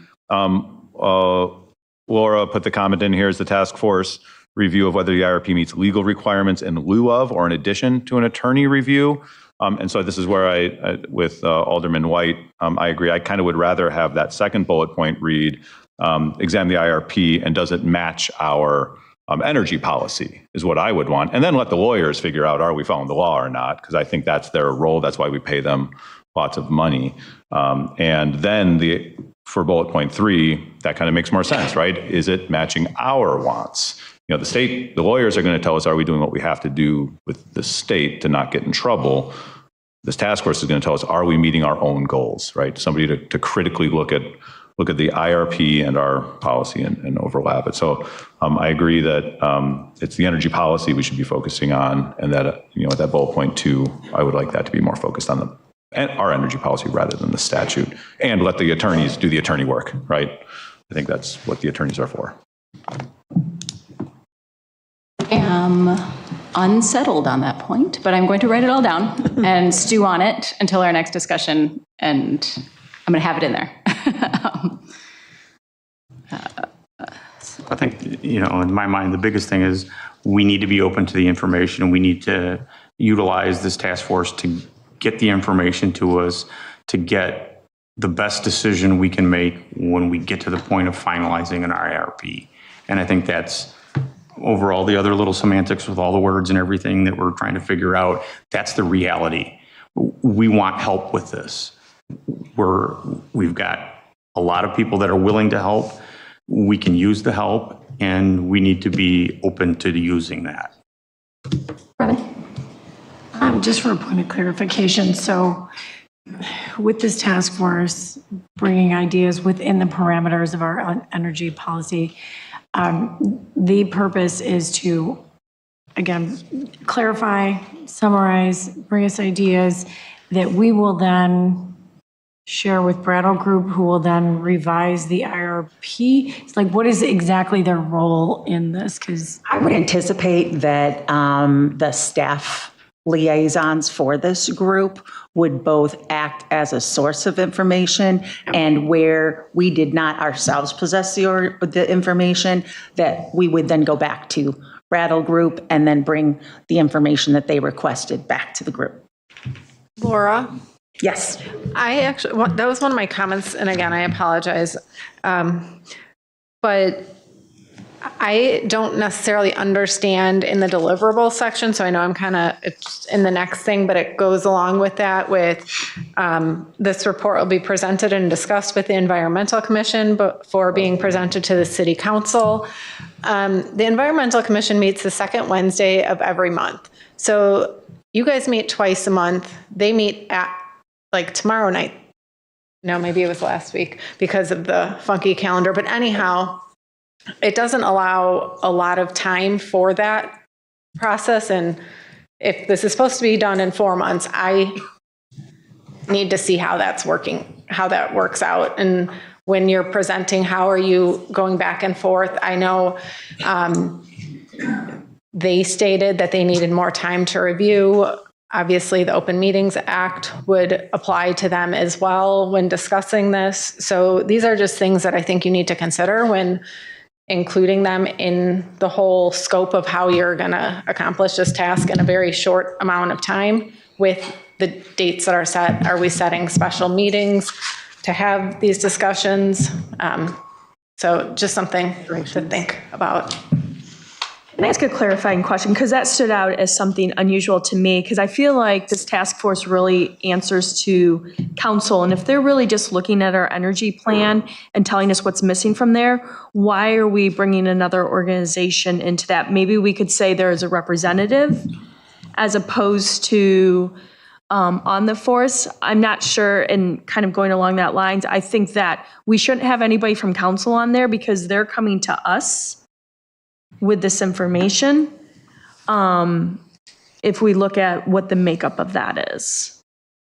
I can tell you my rationale for putting them in as the standing environmental advisors and educators to the city. I think it's a show of respect to their expertise and to their dedication to the city, and the time that they're already putting in to bypass them seems just a slight, I think, to me. Maybe it isn't a sit-down formal presentation, but the opportunity to at least send it to them ahead of time, collect feedback. If they want to schedule a special meeting, I think that would be fantastic. And I would wonder if they would in order to meet a timeline. But I think we should be already baking in their schedule when we're talking about environmental topics. The comments that I had about the structure of it and who was on it was, if we want the Environmental Commission to be part of the process, they should have a seat on the task force. Yeah, I was going to echo that as well. I think right Jen's idea is a great idea of kind of, rather than bringing them in after the fact, maybe just give them a seat, right? Have them there from the very beginning. And that way it's not slowing down the timeline. We don't have to wait for their monthly meeting or bi-monthly, whatever it is. And they're just there from the get-go as part of it. Because you're right, we do have a great established committee and some expertise there. It does appear that somebody from the Environmental Commission wanted to speak, but I don't know if that's going to be approved. I just wanted to tap onto that to say that I believe when we were having our strategic plan conversations, one of the things that we were discussing was having more communication with the BEC in the city. That was a goal that we had. So we hope that we can continue there as well. But that was discussed. And yes, it does make it very challenging when something's presented and we aren't aware of it. We are an advisory committee and we hope to continue to advise and provide that feedback to you guys. And we ask for that respect too. And so I think that at your last meeting, we implemented a recent change that had not been part of the agenda to give a presentation on ongoing and upcoming projects that we thought that you would have an interest in. So I hope that that will help to better improve those communications. Okay. Oh, sorry. I just want to say, just to be clear, that is you saying, maybe you're speaking for the whole BEC or not, but that's saying you would welcome a spot on this task force. Is that how I should interpret what you just shared with us? I would have to bring it back to everyone, but yeah, absolutely. But any opportunity. You feel like they would probably. Absolutely. Okay, yeah. Thank you for that. I was just say with structure, I would echo Steve's comment about having one of our top 50 ratepayers. Someone needs to be on that task force for sure. I forgot to add that in. I put that in my notes when we were talking, Steve, last time, and I did not capture that there. Gotcha, man. The only thing I would caution is maybe not the school district. Because anything we do, the school district's going to implement and then pass it down to the ratepayers. And it's a governing body too, so it might be someone besides the school district. Industrial park. Yeah. So no matter what we do, the city will be like, or the school district will be like, all right, and then pass it down to us anyways. And as long as we're jumping around and I'm in that task force structure, I'm deleting my Brattle comment because no, of course, they should not be on the advisory council. That was silly of me. But I'm glad that they will be available as a resource and someone who can step in and discuss as those topics come up. Andrea? As far as the number, I think there should be an odd number of members on the task force in case there is no consensus. And I do believe that one of the co-chairs should be a city staff member to help coordinate some of this. And when you're looking for the structure, I think it makes it hard. I know it's very hard to coordinate schedules. So I think that might be something that you would want to include when you're putting this out for getting people to join, having it Monday through Thursday, from 5 to 7 potentially, not trying to conflict with other meetings, or I don't know what you're looking at, but those are probably where staff is available to meet, or even during the day, but probably not during some of the people that will be on this. Abby, you got Max and Jim with their hands up. Thank you very much. Max, go ahead. Hi, thank you. I just wanted to ask a quick logistical question because the IRP is just one of 4 studies we're currently working on with the Brattle Group. We have the cost of service study, the infrastructure study, and then the rate design study. Some of these things are dependent on the IRP's findings. So if we can do drafts of those studies kind of where we're at, and then incorporate the IRP feedback. But would council's intent to be having us continue to work ahead based on what we have, and then as we get additional feedback or guidance or changes, to incorporate those points into those 3 other remaining studies? Does that make sense? I think I have some questions for you then. Okay, so if the cost studies, the infrastructure studies depend on the IRP, our IRP draft, I know we're in the process of getting another IRP draft, but that one's based on a natural gas power plant. So that feels very not a secure direction in my mind anyway.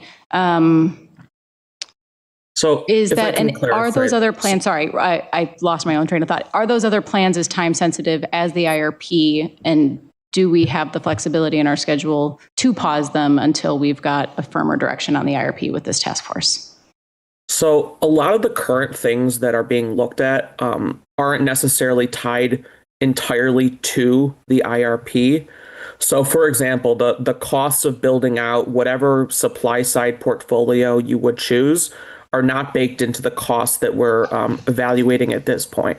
It's primarily based on current infrastructure, things like EV load growth. So those are some of the things that are being built in, native load growth, potential demand response programs. So they're not necessarily super time sensitive, but we are trying to use this to help build out a long-term capital plan. And, we have a number of projects that are planned. And part of what we were doing as part of this is looking at rate design and rate setting, because we do know that we are likely to need additional funding just to do what we already have. And looking at the entire structure of how we do rates is something that's part of this. I think it's a good question. I'm wondering if we could put a pin in it till the end of the conversation about the task force and come back to it. I think we can totally do that. Okay. Yeah. Thanks. How about the interdependencies of all of those? So we've been jumping around a lot. I've got a ton of notes on the desired outcomes, and I will synthesize what everybody said or what we aligned with and resend it out if that's okay. Deliverables. The IRP task force will compile a clear and concise report on its analysis and findings consistent with the desired outcomes. The report will be presented and discussed with the Batavia Environmental Commission before being presented to City Council, so we can take that out if we're going to put them into that. The report will assist City Council in deliberations and decisions, specifically with regard to the direction City Council gives to Brattle for the content of the final IRP. Are there any other changes that we wanted to see in the next draft on the deliverables section? Yeah, this is Jim. I apologize. I can't raise my hand. So when it comes to the deliverables that need to come up, if we only have 4 months, to Andrea's point, that's an absurdly narrow window there. We need a calendar. We need a commitment from the folks who have already volunteered to be on the commission, their availability, whether they can invest the time over the next 4 months to make this happen. Also, just a comment that at this point, we're only working on the preliminary IRP, and we're trying to finalize the preliminary IRP. And so not until the other studies are done and that information also gets back incorporated before we adopt the final. Preliminary should be baked into that. Okay, Gotcha. Other things you want to? I can see it. Go for it. It's down further, but Okay, go. I'll wait till we get farther. Well, if I won't pull you off. No, that's fine. Let's be done. Let's move on. Timeline and schedule then. 4 months following the appointments. At the first meeting, they will set the schedule.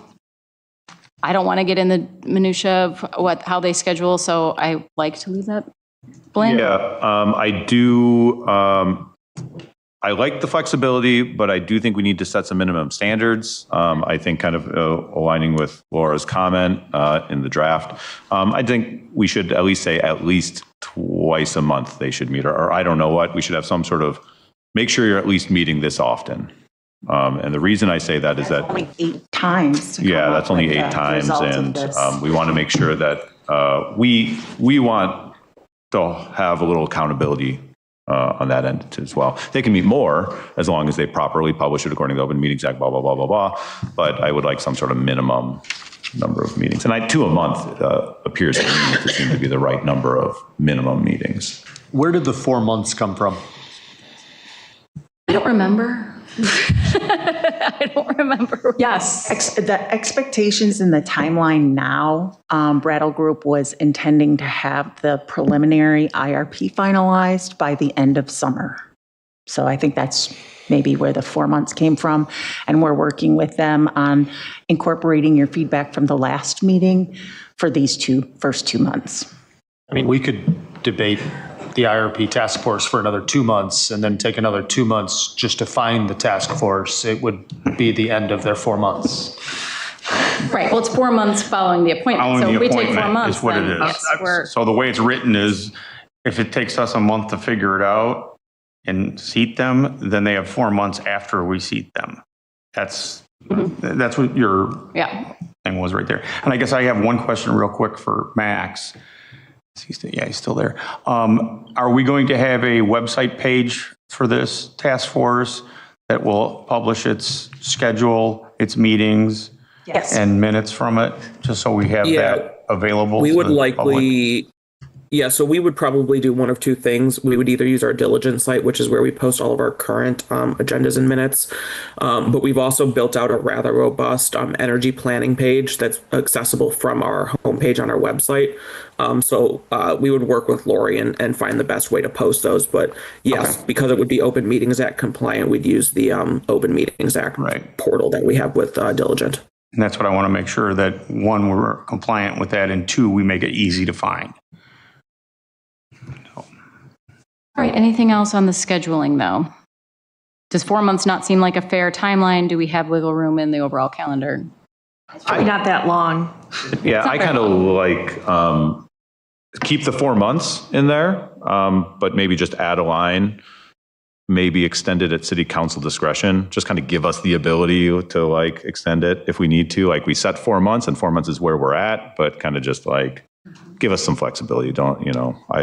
I like having a little discretion there. Maybe that goes underneath in the next section where we lay out some dates, deliver the final report to city council on date, and no later than date, extended at city council's discretion, or by the majority vote of city council, or whatever we'd want to put in there for that. Will we update that date once we actually seat them? We have a date, Okay. yeah. Sorry, Abby, I got to chime in with a question right on that then. Are we not going to have this same task force review the final IRP and give recommendations in 26 when we're looking at a final IRP? I think they should. 26, So 27. maybe, let's see, the IRP task force will meet regularly. So we have 4 months on this one. For the Are we going to do a preliminary. whole new task force once we get to a? I think this has to be project-based for this IRP only. Okay. Preliminary and final, so you're right, there's going to be another draft. So Yeah. this is all in relation to the preliminary, and then they would start meeting again for the final. Or a new one or not. And I think we can have that fight later, right? Because I think like when this one resolves, we can then decide maybe we keep this one and we vote to extend it, or maybe we stick with as we have it written now. But I think that's sort of the political, and I use that word in sort of the small p way, the political conversation we have. Do we want to make this more permanent or not? Which if I could just put a pin in that, I don't know if that's our conversation for tonight. I feel like that could really expand and blow up tonight into a lot more. Because I think there's 4 differing months. opinions. I think some people want it to end. I think some people don't.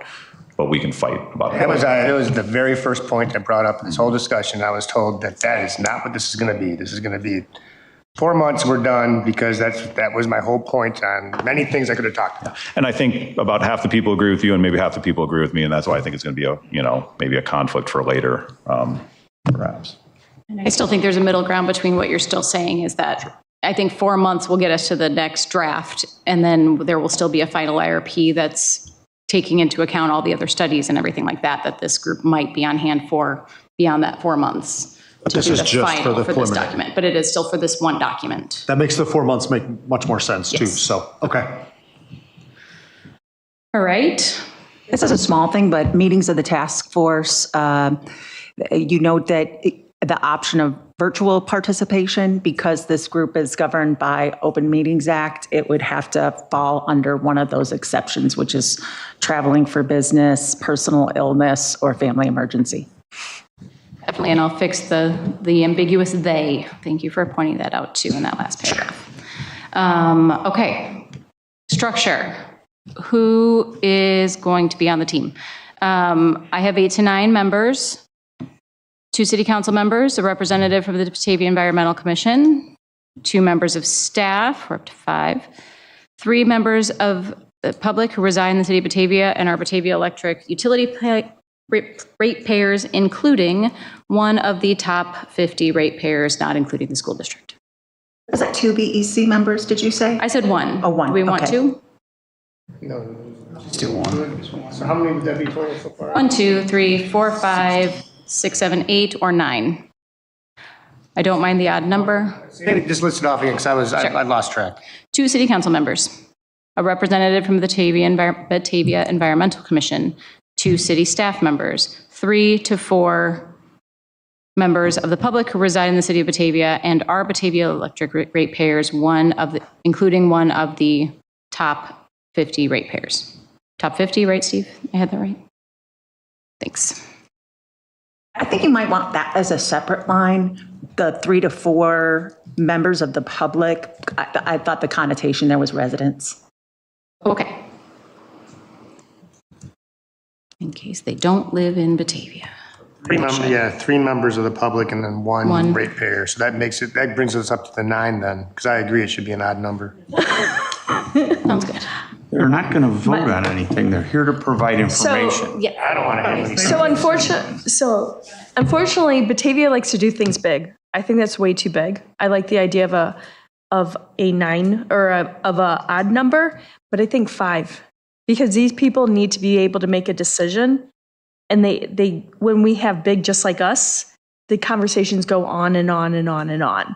I don't think city council should be a member of that. I think it should be a city staff. I think it should be of some residents and ratepayers. And then also a member of the environmental commission. I could see removing it to 2 members of the public, but now we get to an even number. 2 members of the public and the third member of the public being a member of the Batavia Environmental Commission, since they are also a member. Ratepayers, utility ratepayers, yep. But one of them has to be a BEC member. Yep. I think council has to be represented on the task force. I think we need ears in that room, and we need to hear those conversations and be able to then speak to it at this level. We have the opportunity to go and participate because it's going to be an open meeting. It's true. Just like any of the other commissions that we can go to, we can participate if we want to. And it's even bigger. Okay, Dustin, then Matt, then Bob. I would say we could have a designated representative of council who's not a member of the group, but is kind of tasked with going, like given the responsibility to be there. Yeah. It's just so that there is follow through of like, hey, we told you specifically to be there. Because if it's just open ended, like we all might tell ourselves, oh, I should show up to that. Might not necessarily. So I think that'd be how that would be handled, but would otherwise just be there as just a ghost floating in the room, not necessarily controlling. Yeah. What Dustin just said, I think having city council there, you need to be just ears and listening and not necessarily interjecting, because they're coming to us later. Okay, Bob. The purpose statement goes back to their advising, or not advisory, but giving us ideas. So that's their purpose. We shouldn't be part of that necessarily.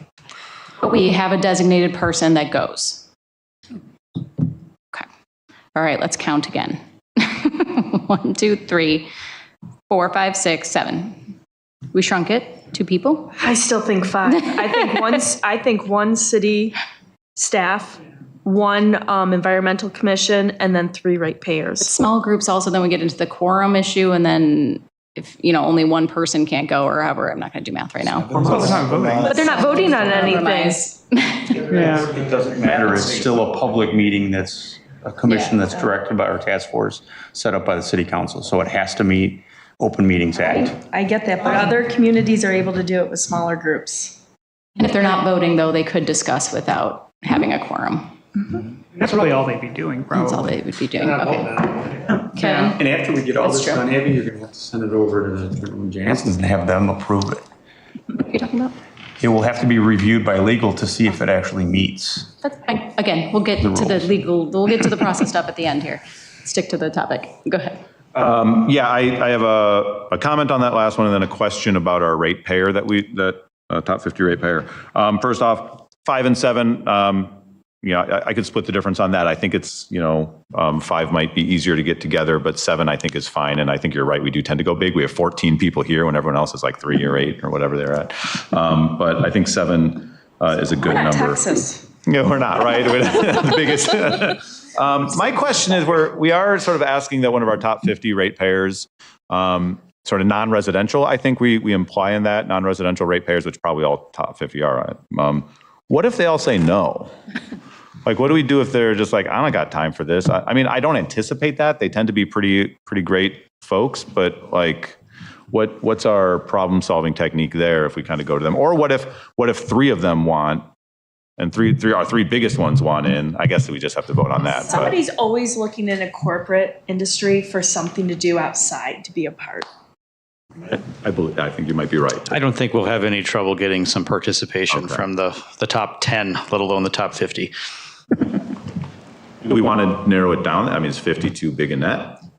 Top 20, top 25? I don't think I'll have to make too many phone calls to get somebody who's interested. So it could be like, DS Container, could be AGCO, I think there were some comments that I had in that group there, but yeah, they definitely should, someone will be interested for sure. And earlier we had a commercial and industrial town hall where almost 20 organizations showed up. So that might be another good group to consider reaching out to because we've already made some contacts with the commercial and industrial customer base as well. Thank you, Max. I was just going to say that. Alice has her hand up. Alice has her hand up. Oh, go ahead, Alice. I just wanted to comment and say I appreciate the comments, and I agree with Alderperson Barron that 9 seemed too big. I think 7 is a nice compromise. I just wanted to share that we notice, all too often that sometimes our commissions have trouble meeting, and I know that they're not voting on anything here, but we want to try to have the members all participate in the discussion. So I like having 7 in case some people can't attend. So I think that's a nice compromise. Just wanted to comment on that.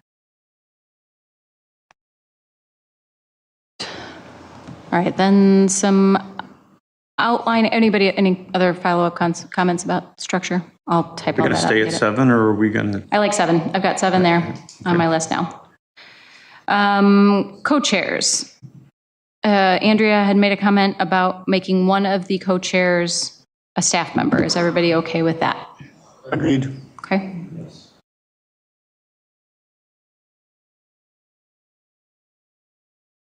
I just have a question on that. And I think Andrea kind of alluded to this, but I'm sure we'll be able to make sure that staff can be there sort of after business hours, right? Because I think that for our resident members, many of them have jobs, and sort of a 7 o'clock meeting with kids is hard to make. A 6 o'clock meeting would be difficult to make. 5 o'clock I know is tough for a lot of folks. So if we can make sure that when we do have staff engaged, we can make them available. Sure, but I will say that our Historic Preservation Commission meets at 5:30 by their preference. But it just depends who the members are and what their schedules look like. Right. Yeah, I've heard on historic, I don't know, I don't want to get into it. I've heard mixed reviews on that 5 o'clock, but that's neither here nor there. And I would like to add, we have the Monday and Tuesday night city council and committee of the whole that our staff may need to be present for. So we can't have it conflict with those times. We'll let the task force schedule their nights, and the people that are on it will all have input into the days they are available. Any comments about the co-chairs or recording secretary or recording AI secretary? I have a question about one of the bullet points under co-chairs. There's utilize one-on-one consultation as needed.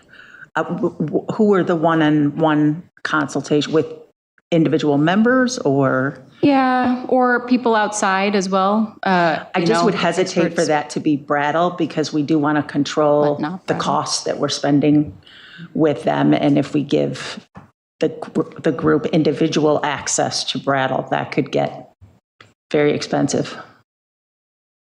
Also, I don't know about, you just mentioned outside. I mean, I don't think we need to be bringing in people that aren't necessarily approved or even known of. So I don't think anything outside should be utilized either. I don't think we can stop any member of the task force from talking to people. And I think that to me would be fine to put outside in there, because that could be somebody at the state level that they're asking a clarifying question about meeting the intent or the letter of the IRP law, or it might be something that, hey, we need to know where we can find this answer that we came up with a question for the other day. So they have to be able to do that. If it has to be called out, it has to be called out. But in what context do you see that happening? Because again, I see that they're going to be comparing our energy policy to the IRP. or they have some question that came up because they don't know the answer to it. Does this comply? Would this comply with the IRP requirements from the state? So they have to ask somebody. That's the way I interpret it. Well, this all goes to everybody, and this all goes back to the compliance where I said that's important. Everybody got on me. Oh, that's not, pay lawyers to do that. So, I mean, I just don't, I think we're asking them to go out. I don't like it. I'm not married to that bullet. I can just delete it, guys. I would just say, like, how do you count just regular internet research versus maybe asking, some other like maybe industry source they might have to say, what do you know about this? If it's just purely informational, like, hey, can you tell me about how this system works? For instance, like if there's a company out there that has produced these before, if you could just give us information, if that's well gated to say that's their source and that's where they got the information, that'd be one thing. But just, I could see something like that, just asking for technical information on very specific systems could be useful. Does it need to be a bullet point? Because anybody can, do that anytime. I feel like this bullet point may sound like we can utilize outside consultants, which we wouldn't want the group to hire consultants without.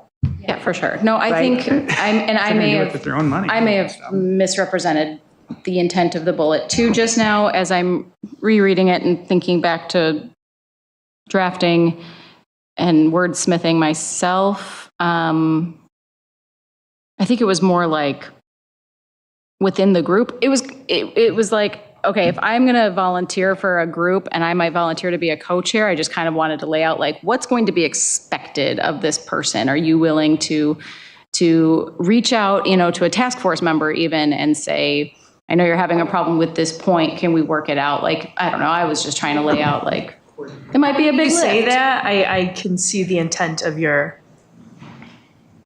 You say there's coordinate individual task force. I see where you're going. We're done with this. Yeah. If you take it out, we're done with the question. Get rid of the bullet point. Okay. If you're okay with that. Max, you have your hand up. With the understanding that, of course, what you said about the co-chair going to an individual member is that's part of the force. That's good. It'd just be facilitate collaborative problem solving. No, I already deleted it. Okay. It's going to delete. Max? Yeah. Go ahead. Yeah, my point was kind of piggybacking off of that. If we're going to be reaching out to state agencies or trying to get, additional expertise for the task force, I think it would make the most sense to have staff be the ones reaching out and trying to set that up. And kind of making sure that we're just getting someone who knows what they're talking about, that we're setting it up at the right time and kind of handling more of the logistics of that. But I could definitely see the task force saying, we want to talk to someone who specializes in battery storage and working with the task force on identifying who that is, and maybe having staff be that liaison. But that's kind of all. Any other comments on these bullets? Reporting secretary, just making sure, and being, especially with the public, letting the public know, like these are going to be public, these are going to be shared, these are going to be recorded, we will have access to notes, we will have access to everything. These are no closed door, dark room meetings.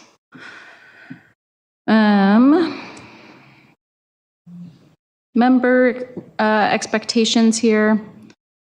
Environmental, engineering, economics, and/or energy expertise. Did somebody have one of those? Comment on that? Did I miss anything? I thought I saw a comment on that. Yeah, go ahead, Kevin. Yeah, again, sort of in the spirit of flexibility, sort of just that generic thing you put in a job application or other relevant experience. That way we can kind of keep, we aren't hemming ourselves in.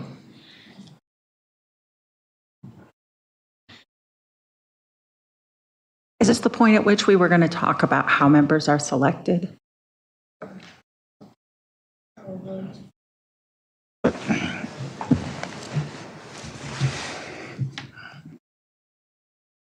Yeah, so how members are selected. I mean, in my head, it was going to be kind of similar to the way we do our commission structures.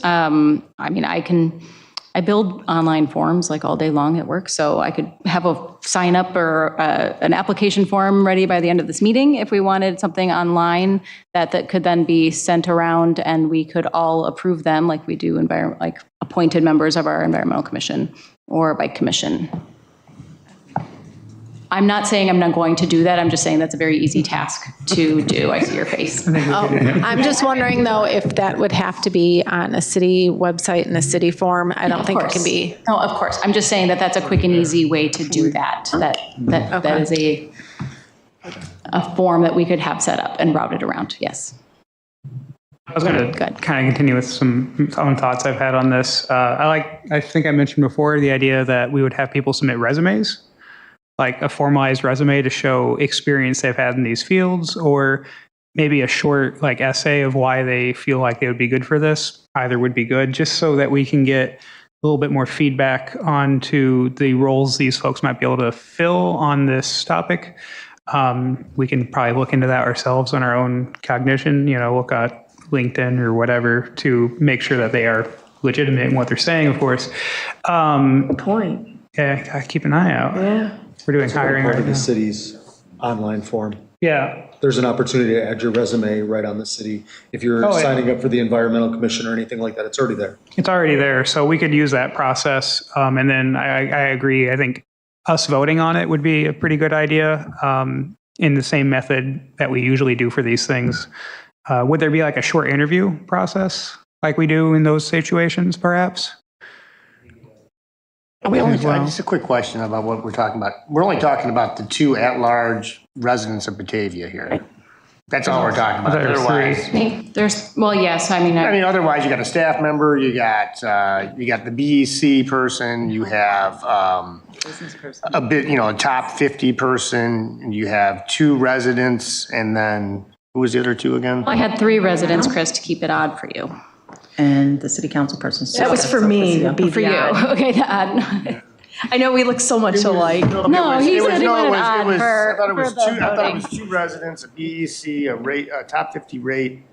So I have representative from BEC, 2 staff, 3 ratepayers, and top 50 ratepayer. I think the BEC is fine to pick their own person that they want on it. They can figure that out. So I it would think be the three from three the members of the industrial public. side, the commercial user, I think they can figure that out. Steve from electric department can figure that out. For somebody, they will pick who they want from staff. So those are all done. And then it's up to us to just decide on the public members. Yeah, so I'll add that into the language here on selection process applies to the members of the public. Okay. Alice, you have your hand up? Oh, go for it. Alice. Yes, I was going to say similar things as Dustin. I really like the process that we use for commissions or even appointing city council members where they submit the resume. I know, Dustin, you used the word essay. I'd like to say like a short paragraph because essay can be long. So maybe a paragraph or 2 describing why they'd like to be a part of this task force. So just another yes for that type of process. And yes, so we're just choosing 3. And I do also want to support interviewing these candidates. So that's it. Kevin? Yeah, I agree with all that, letter of interest, a resume. And I suppose we only need to interview them if we get more than 3 candidates, right? Like maybe we can forego an interview if we have 3 people who want on 3 spots. Did it 2 spots? 2 spots, however many. I'm 3 sorry, spots. I'm losing track of how many spots there are. But I have 3 spots. yeah. Just because somebody applies, though, doesn't mean that they're eligible. I think we still need to do the we still interview vote, and sure. and we still vote on it. If you Abby, still you want have to We three could have a no spots? confidence. Okay. So 3 spots, and if we trust Abby to put together that and put it on, get it to the website. No, I won't create it. I was just saying, Oh. it's just a very simple process. I just didn't want to do any like paper stuff. It was me saying, don't do I was going to say, paper we could get that applications. on the website, and then we could have, a week's time or something for people to do that, and then get it back to a cow here and set up the interview and make the decision. So we move this forward, so we don't just sit on it. Yeah, at least 2 weeks. It takes people a minute to even know it's out there. Word of mouth type of thing. I think they're in the room. Yeah, we also hope people, spread the word. I like the idea. Right. Not that I don't respect the people in the room, but. I also had another comment. Go for it, Alice. I forgot to mention, for the city council members that are interested, I wanted to suggest that they send their interests or make their interests known by sending it to Alan, since there's the mayor pro temp. And if any of us feel like we want to nominate somebody, we can also let Alan know, and maybe he can, kind of compile those names, and amongst council, we can vote on who out of that list of people that are interested in being on this task force, we can, vote amongst us to see who, maybe that ranking system, I don't know. Ghost member. Officio. Ghost member. And rotate too, that might be useful. Yeah. That should be a consistent I would say education. Just one person. Just one? I think one, because it's going to be somebody that's going to be interested and going to want to be there for every meeting. And hopefully have a background in some of that, right? The environmental engineering type thing. When I was drafting my fantasy task force, when I was writing this, I had also drafted Steve and Max as the staff liaisons too. So if we want to discuss who makes the most sense from staff's perspective, fantasy, latest fantasy draft. All right. Is that with money or without money? That's what you got, Jen. No gambling. So all of you, we're laughing. All right. Anything else on the process then?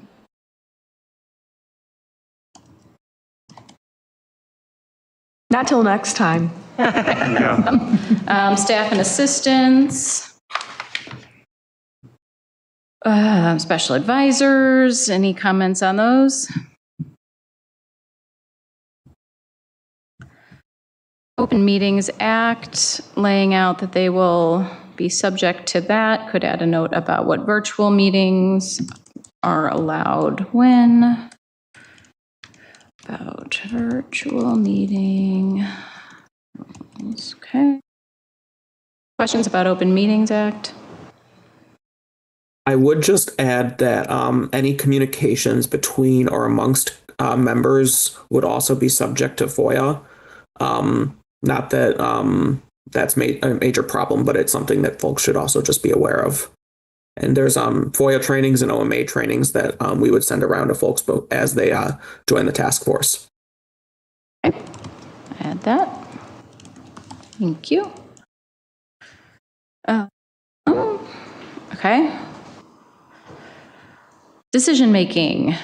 Is that the last one? About coming to consensus. I like now that it's smaller. That does seem more realistic. I just think that, to Laura, your point about what happens if members disagree, I, as somebody receiving a report about how the conversations went, would then just like to see that documented. Like if there's a disagreement that cannot be worked out, that there is no compromise that can be reached in their deliberations, to have that documented. Here's what a majority said, and here's the minority report as well. I can add something real quick, which I'm sure you're familiar with as well. A lot of times there's not necessarily consensus on a court panel, okay? And what you're able to do then is the consensus writes the majority opinion, and there can be a formal dissent setting forth very articulately why they believe they have a disagreement on. It could be just a single point. They could have a consensus as to certain things, but you can also have somebody just submit a dissent. And I think that's probably a good thing for us to hear. Yeah, for sure. Yep. Okay. What else? That's it. Bottom of the document. Further than I thought we would get tonight. Right. So if I get this back out to you by the end of the week, then we discuss it again at the next COW, or do we put it, what's the process? Do we put it on the agenda for the next COW to be approved if we have it in draft form? Okay. A quick question. I apologize for not being able to raise my hand. Do we need to put a what if you can't get consensus in the allocated time frame? I mean, like, what does that look like? Is it just they're forced to a vote and we go with it, or what? Yeah, I think then in that final report, Chris then we would suggested, receive yeah, that both opinions. the majority would kind of rule there, but the dissenters would have an opportunity to say why they dissented from that decision. Yeah, and since it's an advisory, non-advisory, advisory board, whatever language we decided there, they're not really voting on much anyway. It's kind of what are we? Recommendations about what you Here's should our decide. report out, and if you think that shouldn't have been in the report, you'll write your little thing and add it to the report. If you think something should have been that wasn't added in the report, you write your little report and add it to the report. All right, so then back up to Max's question about should staff proceed with Brattle on the other plans and their projects before this gets underway? For me, that seems risky. Other thoughts? I think we could probably do so if we made clear that points that are that are kind of tied directly to IRP findings may need to be modified. And Brattle's setting things up in a way so that as information comes in, the kind of underlying model that they're using can take different inputs and different ideas and update those numbers. But the cost of service study is not necessarily tied to all of the IRP things. It's about, what does it cost to run a certain number of wires? What does it cost to put in a certain number of transformers and those things? And that's also looking at the infrastructure side too. Now, there may be findings like things like if we did put in a EV managed charging program or time of use rates, that may change some of those things.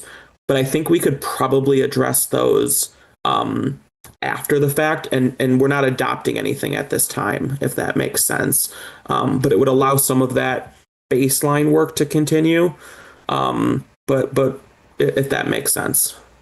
And I think that the report as it stands, the changes that you're looking at in there could not be implemented for several years. And so the existing conditions really are driving that infrastructure study, the infrastructure that we have today, looking at the forecasts in the IRP, and then the cost of service related to that, creating the rates. I think that it's can be changed. If anything in the IRP changes, it can back up and just be adjusted to flow through those other projects. I was just going to say, I think the baseline stuff makes sense using our existing infrastructure, but last time I checked, Brattle should be working on updating the draft our IRP with our comments previously. So I don't know exactly. They shouldn't be using any IRP to be guiding anything right now. But they should be working on the IRP. Yeah, but there are things that are.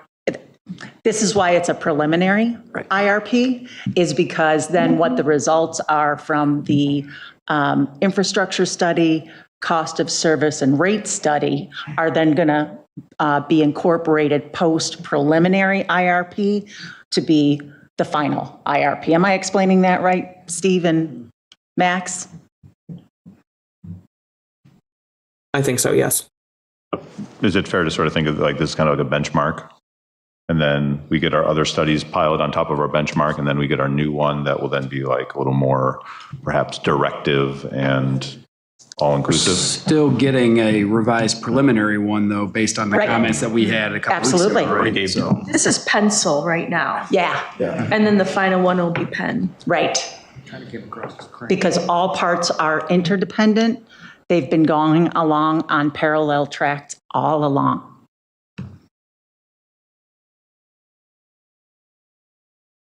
And one of the things that we want to keep track of with this particular consultant as well is gaps in the process could affect the people who we've got on our team who've been with us from the beginning, because, they schedule out their business, and yeah, I just want to keep moving along on everything.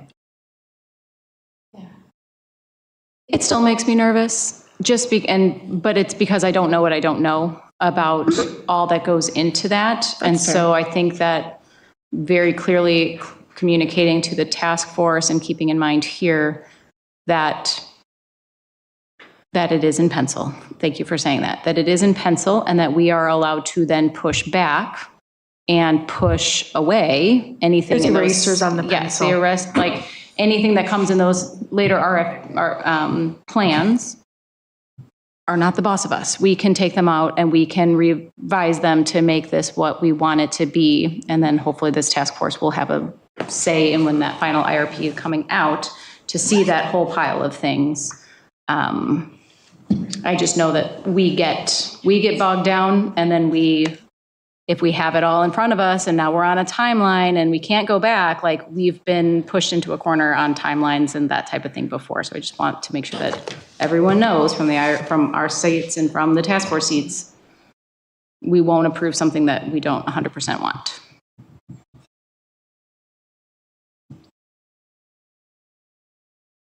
Okay. So we will wait for the revision, and then we will move forward from there. And at the next COW, we will, or do we want to try to send that out for the time frame to have people apply for that? Or do we want to wait till the next COW to do that? I have a question.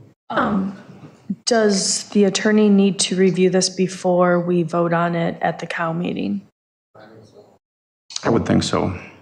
Yes, it's not critical because it's not final until city council approves it. But it would be a better process for that to happen. So I think if we waited till the next COW meeting, that would probably be enough time maybe that could happen. But another question was when you're going to begin to take applications for this. I mean, should the charter be finalized prior to issuing the? I think so. Yeah. Okay. I don't think that would be the proper. May.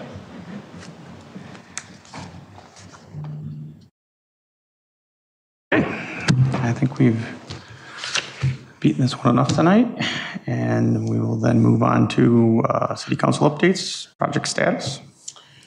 Yes, in communications, our article about the study of the crashes that we did, that we had happen on Randall Road, those were actually on Fox News this evening at 4 o'clock and 5:30. So they came out and interviewed Chief Blowers, and he did a really nice job. So that got some media. We also sent a media release launching year 2 of the Green Program, and we already have some applications in. Drew Rackow and Zach Ewalt attended a residential development panel co-hosted by Kane County, CMAP, and the Urban Land Institute. And it was a panel of developers who discussed the plan and their opinions on encouraging residential developments. They highlighted the need for supporting the comprehensive and area plans and greater flexibility under zoning to improve the housing supply. This session also launched the adoption process for the Kane County Housing Readiness Plan. And you can go to the county website and see what that's all about. I also wanted to give a shout out to our Human Resources Department. We have an annual employee recognition breakfast, and it celebrated the 2025 milestones, one of which was Scott Haynes celebrating his 35th anniversary with the city. Like to really thank Jennifer and Jim and Robin, who are all there to help us celebrate that morning. Dustin. And Dustin. Yeah, I snuck in around. I missed you. I was hidden. You said you were the water guys. All right. And the IT folks. Nice. And the IT. Okay. Yeah. And in information technology, Sean, our newest employee, and Max attended an ICMA conference on local government reimagined with presentations on artificial intelligence and how it might be applicable to local government. I think a lot of what we discovered is that there's cities much larger than us who are doing some very interesting things right now, but we hope that those things will both trickle down and become more feasible for smaller cities like us, and they said that it was very worthwhile. The Sturdy Shelter Deck project has kicked off, so they've closed a section of the river trail behind their building, and there's a detour in place. And year 3 of our lead service line replacement program had a kickoff meeting this week, and they will start their work the week of April 20th. On Tuesday, April 7th, Chief Flowers attended a monthly Board of Fire and Police Commissioners meeting, and at that meeting, we extended an offer to fill the 2 positions that were created in this year's budget. Happy to say that they've successfully passed the State of Illinois Power Test to gain enrollment into the Police Academy.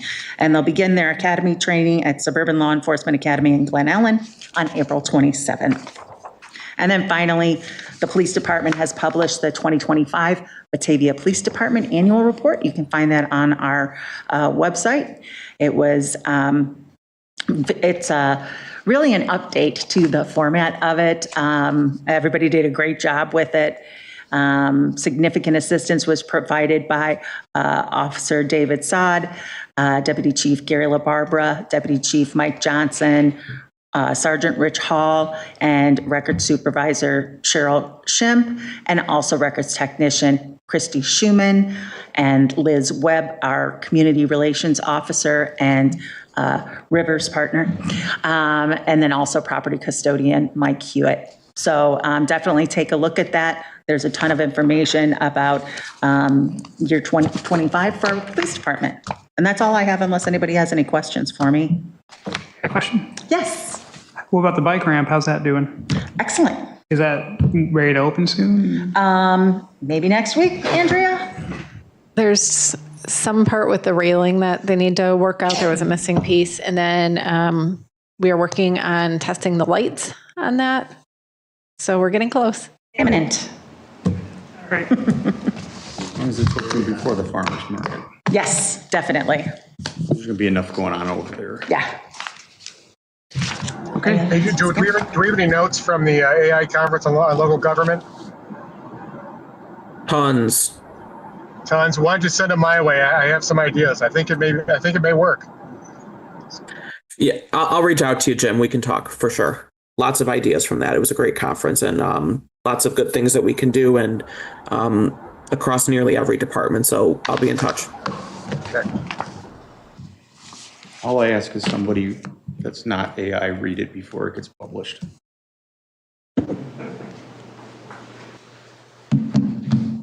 Okay. No others? I need one quick other. Okay. A few meetings back, several of us had asked for Tri-City ambulance discussion. Is there a date set for that, or? Put on the next. Okay. I had thought it was just a request for information. I'm sorry. We want to have a discussion at 2 weeks from now? Yep. That'd be great. Mm-hmm. Thank you.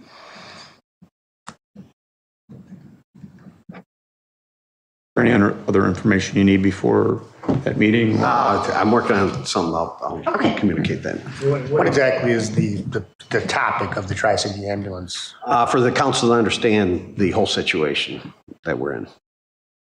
Would you like Chief to give an overview of the history? And that'd be great.